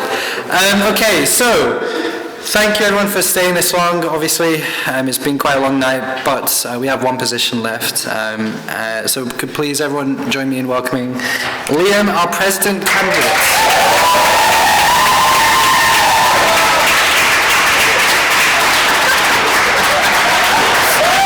We have a late runner in Teresa. Okay, so Liam's obviously uncontested. If you give me 2 seconds, I'll get my timer up. Okay, Liam, on you go. Just say if it was against me and Teresa, I know who I'd vote for. Hi friends, so I'm Liam Brady, I'm your current Vice President of Education and wanting to be your next SRC President.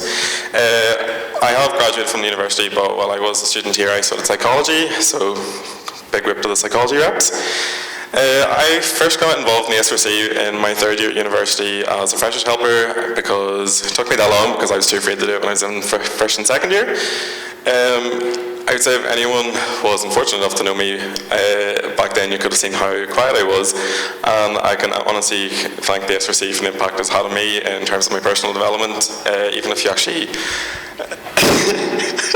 if you notice me when I was in third year as a helper, I was very, very quiet, and I can definitely even say as my time in council and to where I am now as your VP Ed, I've come on leaps and bounds. So for any of your candidates tonight, just honestly, well done for even like putting your name forward to run for a SAB position.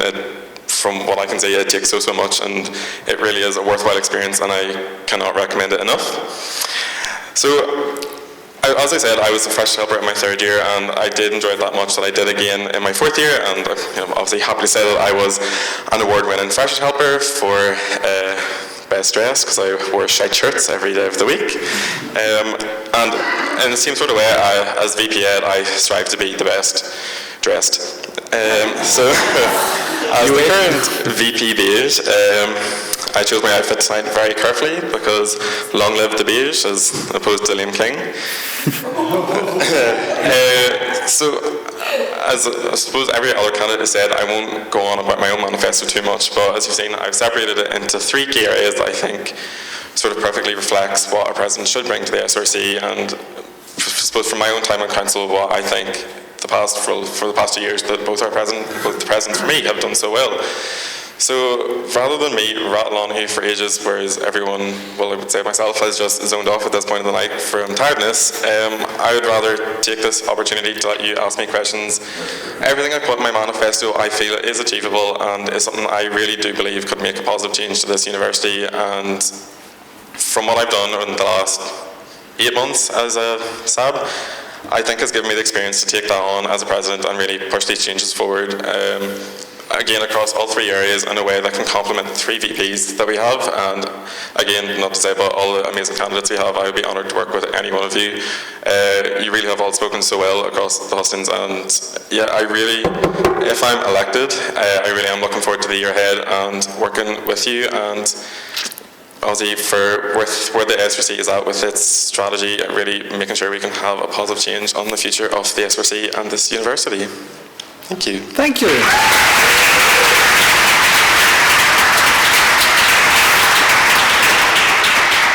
I think that's the first speech I've seen that's nearly made another sabbatical officer cry. So well done with that. Aww. And it was Tom that was actually going to cry? No, I'm kidding. Okay, so obviously it goes without saying, President is obviously the most important position out of the team, out of the 4 sabbatical officer roles. So can I please open up questions to the floor for Liam initially?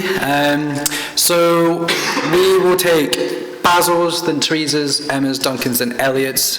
For the other folk that are here, I know there are a couple of people who haven't asked a question yet. Please do feel free to ask questions as well. As I mentioned, President's the most important role, so it's really important to interrogate what the President would like to do. So Basil, on you go. Right, so reading over your manifesto, I see you've mentioned at a point of welfare run a mental health awareness week. Now, I'm aware that perhaps before there used to be running a welfare week in the SRC quite a while back. So I was wondering what kind of events you'd be putting on, or when would you time it out throughout the semester? How would you go on about doing it? Just a bit of elaboration.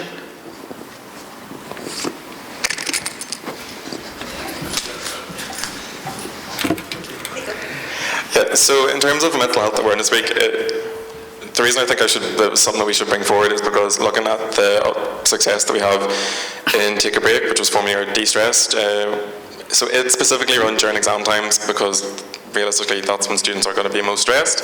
But I think it would be a bit naive to think that students aren't stressed throughout the whole semester and throughout the year at the university, so that's why I think it's something that should be sort of a week to put sort of in the middle of the semester of each semester to really highlight how students are feeling. And I think my thinking on this is sort of take away the stigma around mental health, even if it's anything from anxiety to depression, but also just stress. Like, students are so stressed. I did my dissertation on stress, and I can tell you I was very stressed during that. So it's sort of looking at the ways that we can help students. In terms of events, it would sort of mimic what we already have within our Take a Break weeks. And again, we can sort of look, we obviously have had a fantastic mental health officer for the last few years who's come up with a guide, and we can sort of look, just stuff like that as examples of best practice and how we can implement that into these sort of, like, I think not to throw a week in there as a tokenistic thing, but to say this is something that we can really highlight an issue that's common amongst students and really help improve the student experience in terms of mental health and raise awareness in that. Okay, thank you very much. I believe we had moved over to this side. Was it Teresa first? Am I right in saying that? Okay, there, just for my recollection, could those who want to ask questions please put your hands up? Perfect, thank you. So Basil actually stole the question that I wanted to ask, but I have another one, which is, if you could walk out of the president role in 1 year, having done one thing, what would be your top biggest accomplishment that you would want to get done? Great question, thank you, Teresa. Thank you. I think if there was one thing that I'd want to walk out and thinking, you know what, I've nailed this spot in the head, it would be PGR representation. I think that obviously as a university it's quite undergrad heavy and there's a large proportion of PGT students, but PGRs do make up a massive, still a massive portion of what this university is. And I think when you look at the representation structure that we have here at the university and how well it works, well in a way it works within the SRC, that you have your sort of from your college convener, school rep, and how they then interact with your class reps. But when you're talking about class reps, it is mainly sort of your undergrad and top provision focused. So I think we're doing a massive disservice to how we represent our PGR students. So I think there is sort of information we can get from the graduate schools into how their structures work at the minute, and sort of from the SRC perspective that we can complement that in a way and not give them this set of instructions to think this is what you have to do, this will work, because realistically when you look at each of the graduate schools they do it differently, and they do it differently for a reason, because it works in their own area. So I wouldn't want to tell them what to do, but I think we need to do it in a way that really complements the procedure. I also think in the SRC, when we're looking at our school reps, we really need to improve on the training for them, and I will honestly put my hands up and say that's probably a disservice that I've done as a VPA, that we haven't given our school reps enough provision to help support them. I know that first academic forum I tried to go over, we went over the NSS, the PTES and the PRES. So NSS is sort of a survey sent out to final year undergrad students, PTES is postgraduate taught, and PRES is postgraduate research.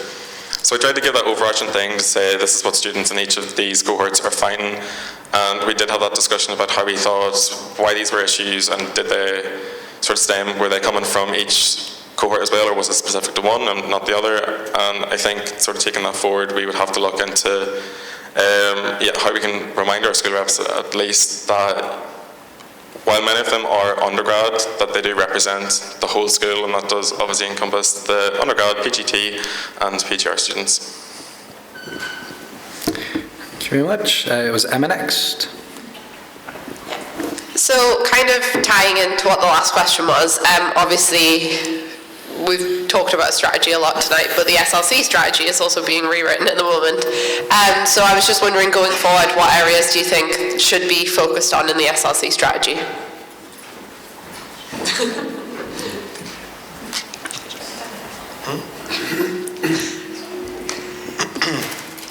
Yes.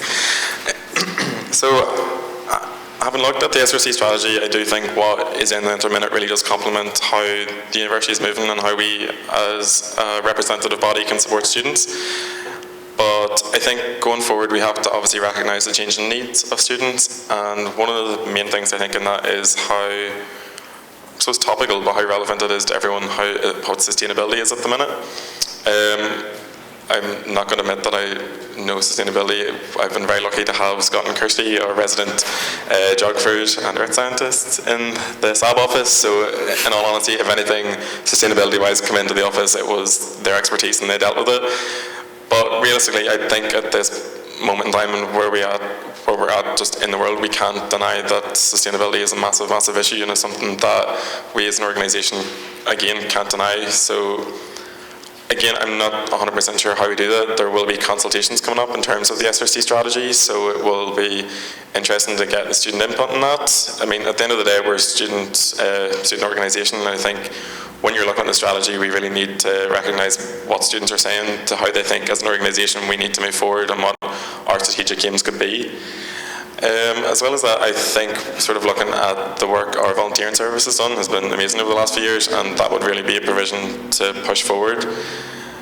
Ideally, we want to expand these sorts of things that we have, again, in like Amazing Advice Centre, we have all those sorts of areas within the SRC that really could do with more staff to help expand them, sort of in terms of how student numbers are rising at the university. You really just can't ignore that, whereas as an organisation we're not growing in that sense to help support this.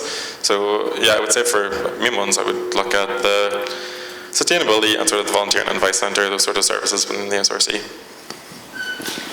Thank you very much. I believe Duncan was next. Yeah, so thank you. So one of the sort of big roles of president is to be the sort of chair of council, which sort of means that you've got to balance letting everyone have their say while ensuring that we get to go to home or go to Hive at a reasonable time. So just sort of wondering sort of what your mantra would be as a chair in sort of terms of when you call the line on sort of a discussion, how long you're willing to let things go on until you say, right, let's wrap this up, let's move on. Great question. Thank you, Duncan.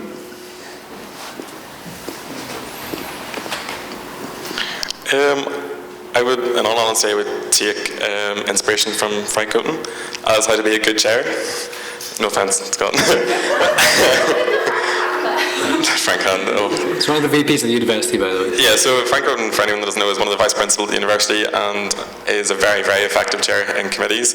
I would sort of, aside from Frank, I would look at other people that I sit in, like, as we all know, VP Ed sits in arguably over 40 committees at the university, and that's where most of my week is spent.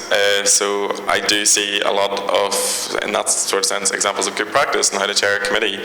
So I would take that example that I've had through the last 8 months and try and apply that and how it'd be in council.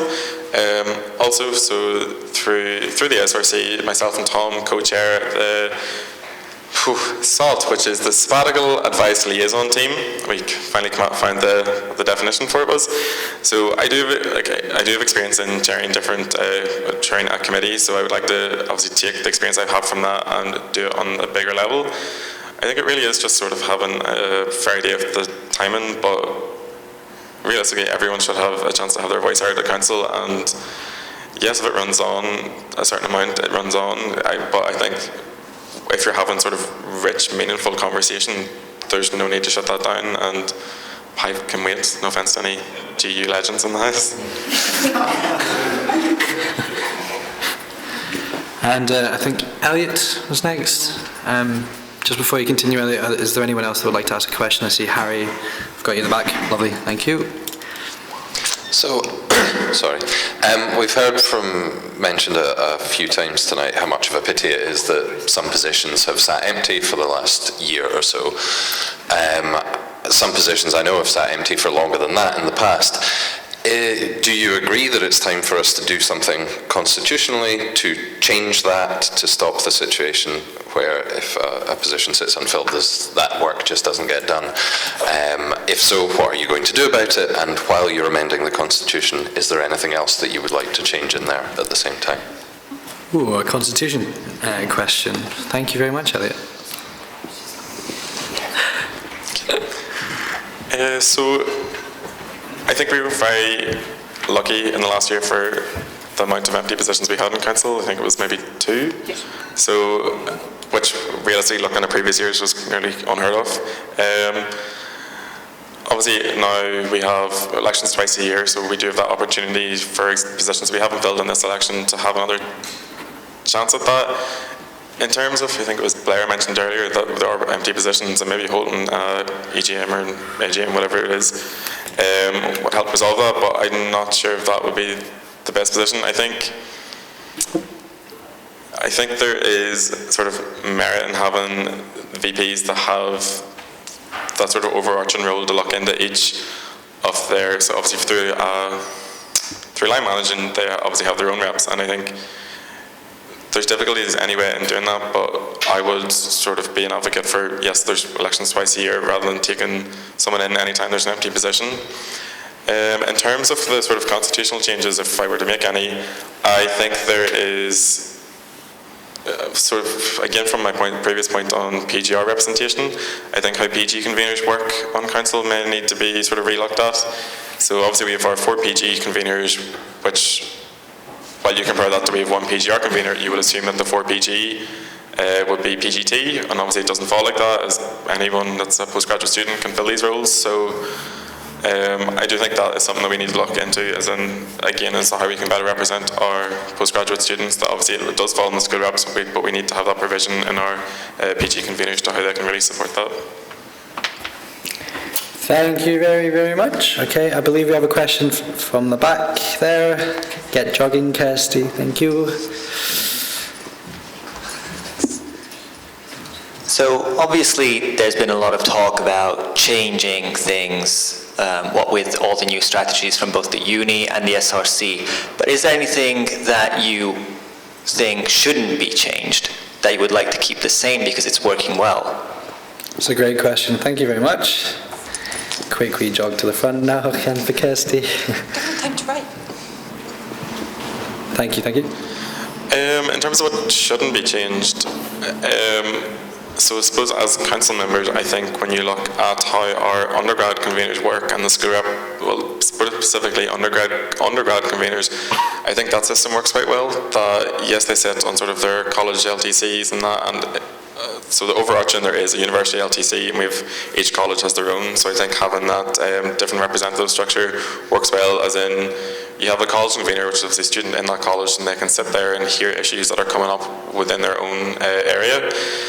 I would say that the school representations are working well, but so I wouldn't, in that sense, say there needs to be any change made in the position. But I think from sort of the training side of things, from SRC, we need to give them more support in how they can represent postgrad students. Again, we do have, so I'm saying a lot of academic because obviously that's been my background. When we look at the welfare and equal opportunities officers, I wouldn't really say I would change them. I think that's a system that does work quite well and quite similarly under Kirsty's remit. I think probably one of the best things we have in council is the opportunity for a general rep, that they really have that broad remit for their time in council and they're not restricted. So it does give people that chance that yes, if their school rep, if their school position is filled, or if there was a specific welfare and equal opportunity officer that they wanted to run for and that was filled and they didn't get it in the autumn election, in the spring autumn elections, you have the opportunity to run for one of our, so we've 4 general reps and 2 first year reps, and again I think the first year reps is obviously such a good opportunity for anyone that is just brand new to the university and wants to get involved, has that chance, but really doesn't necessarily need to know what they want to do, they just want to get involved in the organisation. Thank you very much. Kirsty, it was you next, but we can give it to Harry. That's fine, okay, no problems, go on Harry. My question was about what you think about the university divesting from BAE systems and whether you think the SRC should take a definite stance on it. Ooh, great question. Thank you, Harry.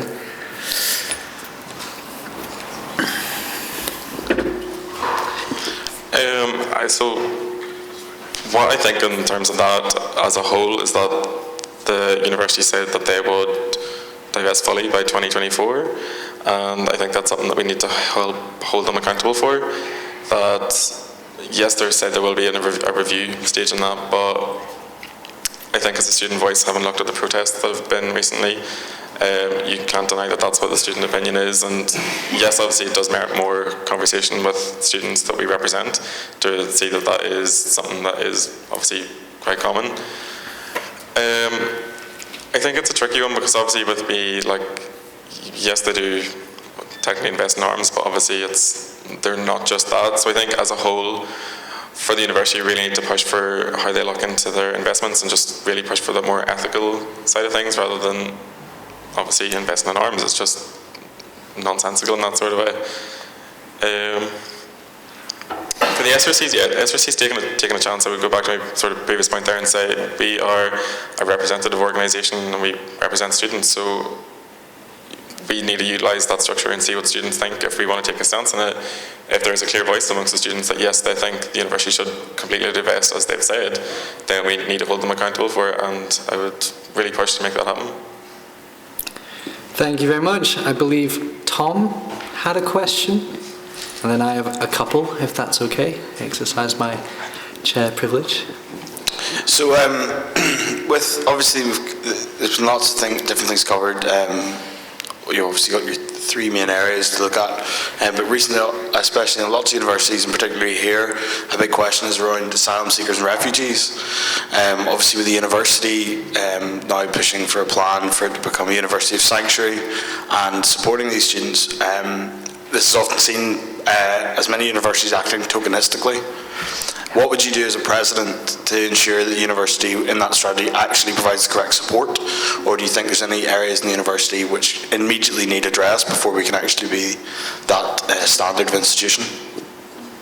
Great question. Thank you, Tom. So in terms of looking at sort of the whole asylum seekers and refugees, we obviously have societies on campus that really do help support those.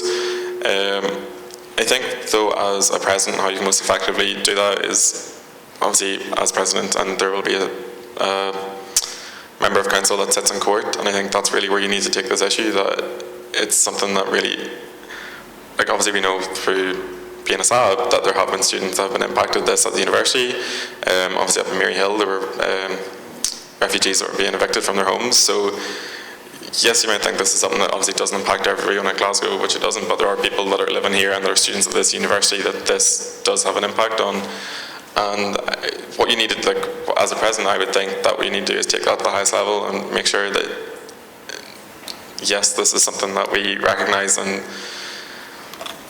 just, like, don't mess about with it. Don't, like, take it, don't, obviously, as you said, tokenistic, don't take it as a tokenistic issue, but at the same time, make sure that university don't treat it tokenistically, that yes, oh, this is trending right now, let's do this sort of thing. It's like, no, this is actually having an impact on people's lives, and I think as was said earlier, this is a university that notes itself as being world changing, so if you want to change the world, start in Glasgow. Oh, that was good. If the University of Glasgow marketing team would like to crop that on the live stream, there you go. Okay. Lovely, thank you very much. So I've got a question or two, Liam, if that is okay. Yeah, my dude. Really? Here? Okay, so first question is, obviously, running for president from a VP role affords you the opportunity to be a sabbatical officer for 2 years. Traditionally, sabbatical officers only last for 1 year, so, you know, as I mentioned to the council members yesterday, there's only so much you can really get done in 1 year. So what do you think you'll be able to achieve and work on because you'll be afforded the opportunity to be involved in the SRC as an executive officer for 2 years? So obviously something that you and I have been working on this year is the whole idea of BGR representation. So I think having, I suppose from now until what would be the end of my present term would be 16 months, which is an insane amount of time when you think how quickly our current amount of time has gone. Not to rattle on about the BGR representation side of things too much, but I think something that is quite big at the minute would again, that came up for us was the idea of hidden fees. That every student, I think, that comes to this university and has landed in a situation where their degree expects them to cough up any amount of money, whether that's for a field trip or in maybe life sciences or MVLS as a whole, you have to pay for a lab coat. I think realistically, there's ways that the university should be paying for that, or at least helping to support students. But there's no reason why, if the university knows these costs are a thing, not to make them known from when you're looking at Glasgow as a university. So, if there may be an excuse of being like, oh, if we put that up, students won't want to come here, then you need to reassess that why you're having that cost there in the first place. So I think just really pushing that forward next year and making it transparent as what costs are associated with the degree. And in terms of my own passion project, I'd really like to push for the implementation of peer-assisted learning. It's a buzzword. So peer-assisted learning is something I experienced in my time in psychology. I think the whole idea of that sort of group-based learning and having that idea of a community within the school, first of all, it just has so many pedagogic benefits to it. Like it increases attainment rates. It does help improve your learning and how you can apply it in exams and your assessments. So I think it just there's more reasons to obviously implement that than there are not, and having the next 16 months would be a gift to try and push that through even further. Thanks. Thank you very much. I've got a couple more if that's okay. Work away. It's just worth saying, I can see the tweet wall here. I haven't put it up because something's going on with it, but about 1 million people have retweeted the quote. So again, University of Glasgow marketing team, please take that. So, hypothetical situation. Okay, so the university obviously funds the student bodies, and I'll be absolutely honest, I'm stealing this question from Lauren, who asked me this last year. I thought it was a really interesting one, so I've brought it back.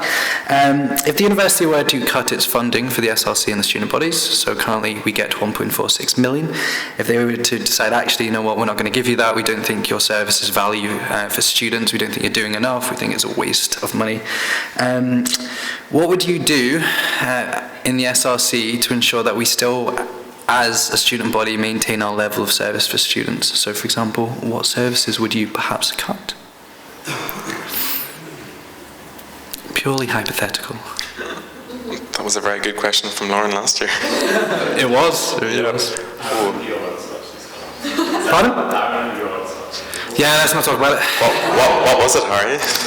This is not about me, thank you. We'll put the emphasis back on the current candidate, if that's okay. That is a very tricky one. Yeah. Are you saying, so in the context of the question, do you mean that the block grant as a whole is reduced? So let's just consider the SRC's funding. Our funding's cut, so something will have to perhaps go. We may have to look at other services. We may have to look at what areas of the SRC we can't provide anymore. So what would you prioritise? What would you maybe say, actually, you know what, we can do without that, as an example? I suppose if we were looking at sort of the services we provide and how to prioritise it, I think the advice centre, in all honesty, is one of the best things that we have. In terms of the range of things that they can offer you advice on, it's obviously an independent advice centre in that sense, but every student at the university is welcome to come into their doors and receive advice on anything, whether it's a dodgy landlord, if you're having problems with money at Glasgow, like as a student, you need help paying your rent, they're there to help you. If, even at the darker side of things, if you've experienced any form of assault at university, they're the sort of people that you go to and really are fantastic at what they offer for students. So I think, obviously, if you're looking at it in terms of the whole pot of money, there mightn't be much that is brought into the advice centre, but I think losing that would just be a massive disservice to every student at this university. Magic, thanks very much. And, pardon? What would you cut? Yeah, what would you cut? Hey, I was going to let you off there, but our past president is asking for an answer. Don't worry, Gina won't be angry, it's fine. I would not cut Gina for either. Deputy I suppose if it came down to it, it would be volunteering. Oh, sorry, Dave. No, he's not in. I'm kidding on. Okay, fair enough. Sort of, what is it? Last in, first out. Yeah, fair enough. Sorry, Gemma. Don't worry, we won't show them the live stream in the morning. No, okay. completely hypothetical, obviously a very difficult question. I think I, last year as well, had to think long and hard about that, as Harry astutely remembers. Conversely, another situation, we've been obviously working in various different avenues of the university this year to try and push for more money for the SRC. So in a situation that in your presidency, you find that actually the SRC comes into more funding, something which we in the last few years we haven't had very much in the way of an uplift, but suddenly let's say we do. What do you think the SRC could be doing more of? What do you think we could provide that we currently don't? What areas of the SRC should we expand on? So, in terms of expanding on, I would think it would be sort of, we have our initiatives like Mind Your Mate and Let's Talk About Sexual Violence. So this was in my manifesto, but I think if you're looking at the sort of monetizing side of that, if we did get an increase in the block grant, it would be sort of introducing stuff around harm reduction and sort of inclusivity around LGBTQ+. So those sort of initiatives obviously they have a cost side to them, but if we were getting a substantial increase, I really think that running sort of something like peer-assisted learning through the SRC would be something that would be beneficial in a sort of similar way to how we run our class reps. So for anyone that doesn't know anyway, the SRC run the class representative system, and to do that we have class rep trainers that we employ that sort of run sessions throughout the 2 semesters, and class rep trainers are sort of sent away to get trained to how to perform their role. And to sort of mimic that whole thing, I think for peer-assisted learning we would have sort of trainers for that and sort of thing, have them trained maybe about leads who've recently done research into peer-assisted study support, which is what they call it, which is basically peer-assisted learning. So I think having sort of that take where you have a member, you have people, students ideally, to give obviously increased student jobs. So to have them getting trained and then able to come back and train sort of, so the term is PAL facilitators, which is a student typically in sort of 2nd, 3rd or 4th year that can help run a session to PAL. And I think whenever you do look at the benefits that peer-assisted learning offers to students is something that realistically the student representative council, don't know why I was going to say the full name there, which is why the SRC is something that they should have ownership over. Okay, thank you very much. And one final question for me. I will give other folk on the floor an opportunity if there are other questions. But obviously you've split your manifesto kind of similarly to the remits of the VPs, which is fantastic because it's great to have oversight of those roles and have a look at what we could be working on as the SRC. Obviously in your role as president as well, there is that element of bigger picture thinking. So my question to you is, what student issues are the biggest priorities for you to try and solve? What do you think really needs the SRC to give voice to?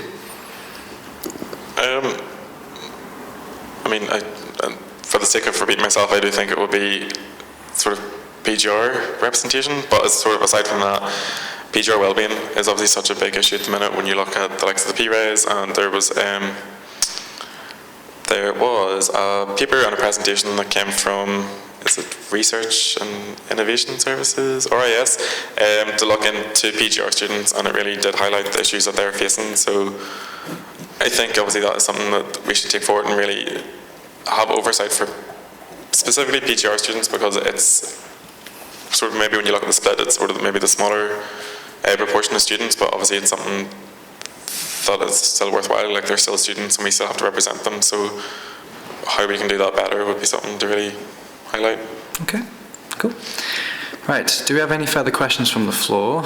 We have one close to us. We can grab that mic back off your lane, apologies. And just on top of that, I will have this as the last question unless anyone else has anything to ask. Okay, one from Tom.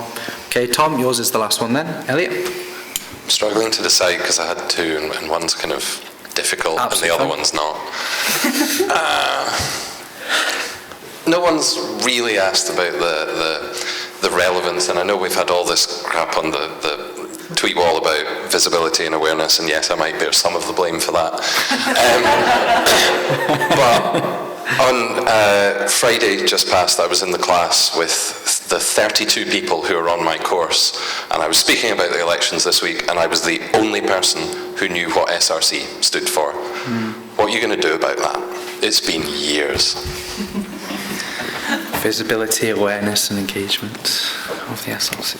So for what we can, well, as an organisation, can do to raise awareness and visibility of the SRC, I think between sort of myself, Helen, the Advice Centre, and previous VPEDs, we've made a representation toolkit, which is sort of quite a niche area then of representative structure, but for that there we have that sort of put on the homepage of your My Glasgow page now when you go onto it. So I think something that students go onto every single day where they're accessing most of their learning material, having something that is just right in their face that says SRC, and at least it does sort of help tackle that issue of visibility that you look at our website and it's glasgowstudent.net, so it's not necessarily clear that that's the Student Representative Council. I do think we're quite lucky at this stage in time that we have had a new member staff come in that obviously will help us in terms of sort of marketing and that side of things to help get the SRC out there. I do think in terms of inductions, we have obviously SRC representation in that, typically is VP Ed, that goes around and gives presentations during Freshers Week. I did do one of the Erasmus Mundus courses, and well, I would like to say that I did get good engagement from the class, but again, I don't know which one that was, so I think aside from that, we need to obviously give more attention to students that are starting in semester 2, that obviously because it's so particular what your course is doing. But yeah, I think as a whole, we just really need to embed it. We'll sort of just push it in front of people's faces, like this is the SRC, this is what we do, and hope for the best. Thank you very much. Elliot, I believe you had a second question? No? I don't want to keep everybody here for years. No, that's absolutely fine. So we'll finish with Tom then. Who's going to keep everybody? He's going to keep everyone here with a few questions? No. Word for word, the strategic plan. Obviously, there's been quite a lot of focus from lots of avenues tonight about internationalisation for university and making international students feel more engaged, better represented. But obviously, we're at a bit of a turning point in regards to the UK. We don't really know what's happening in regards to Brexit. We don't know what's going to happen in regards to Scottish independence. That could happen during your presidency, where there's another referendum and Scotland decides to change. And that could further affect things such as Erasmus and the ongoing international exchange programmes. What do you think the SRC can do as a stance in within the institution, but also perhaps as a voice on the wider scale for how Scottish universities should approach this? Thank you for the question, Tom. Final question on bigger picture kind of stuff, I suppose. So, I do think in terms of when you're looking at the impact that Brexit will have, obviously on the UK, and how it can impact on stuff like Erasmus, that yes, we're losing the funding for those sorts of projects. It will be continued into the next, for students going in the next academic year, but I think you've need to recognise the actual impact that higher education institutions have, especially when you're looking at it from a political side of things and how responsive sort of the political climate is in Scotland, especially. I think are quite open to how, whenever you're sort of looking at the prestigious institutes, like yes, there are downsides to that, but you really sort of have to utilise the power in what your name is. So obviously University of Glasgow has been around for hundreds of years, and I think really take that and sort of monetise it in a way and help use that name and say this is what students think from our institution. But we've also been quite lucky this year to work with student organisations around Glasgow, and there's now a National Education Officer Network where basically VPEDs from other institutions come together and can share issues, and one thing that did come up at that was internationalisation. So I think taking that perspective, it's something that's sort of rife amongst students. Again, I think as well as higher education institutions, you also need to look at the student bodies within them, and again in Glasgow we're very lucky with the relationship we have with the university, but I mean stuff like open letters obviously can have a massive impact on decisions that are being made. So when you're looking into how stuff like Brexit's going and what way it'll impact students here, I think stuff like that and really having an open letter and saying this is what students feel, if there's going to be a detrimental effect to students, that's unacceptable, and really just making that our voices known and voices heard. Okay, thank you very much. I think we will leave it there. So well done, Liam. Thank you very much, guys.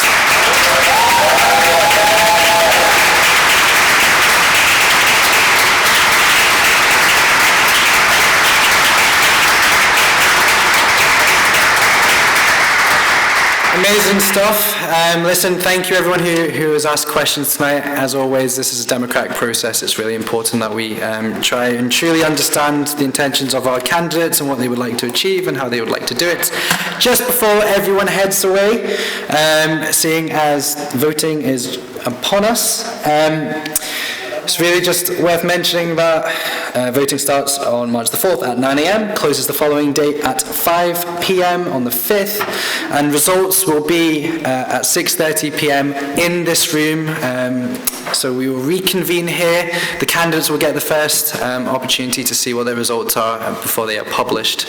And the voting link is gla.ac.uk/vote. Just from me, it's been really, really heartwarming to see the candidates that we've had this year. We've had a lot of contested positions. We've had a lot of contested sabbatical officer positions in particular, which is, not something that we have on a year-by-year basis. And we've had candidates from a variety of backgrounds and disciplines. So it's been really great to see.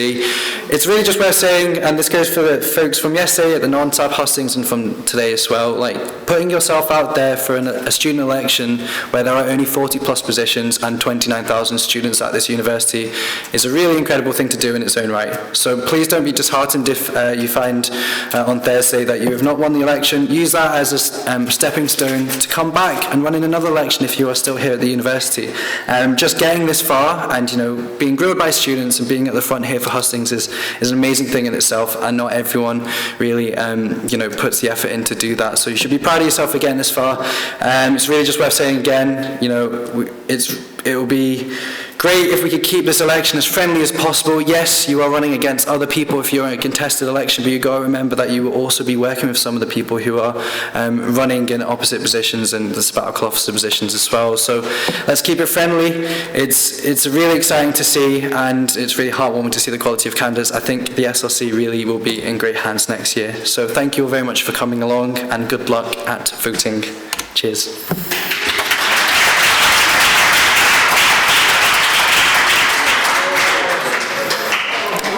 And thank you for staying so long.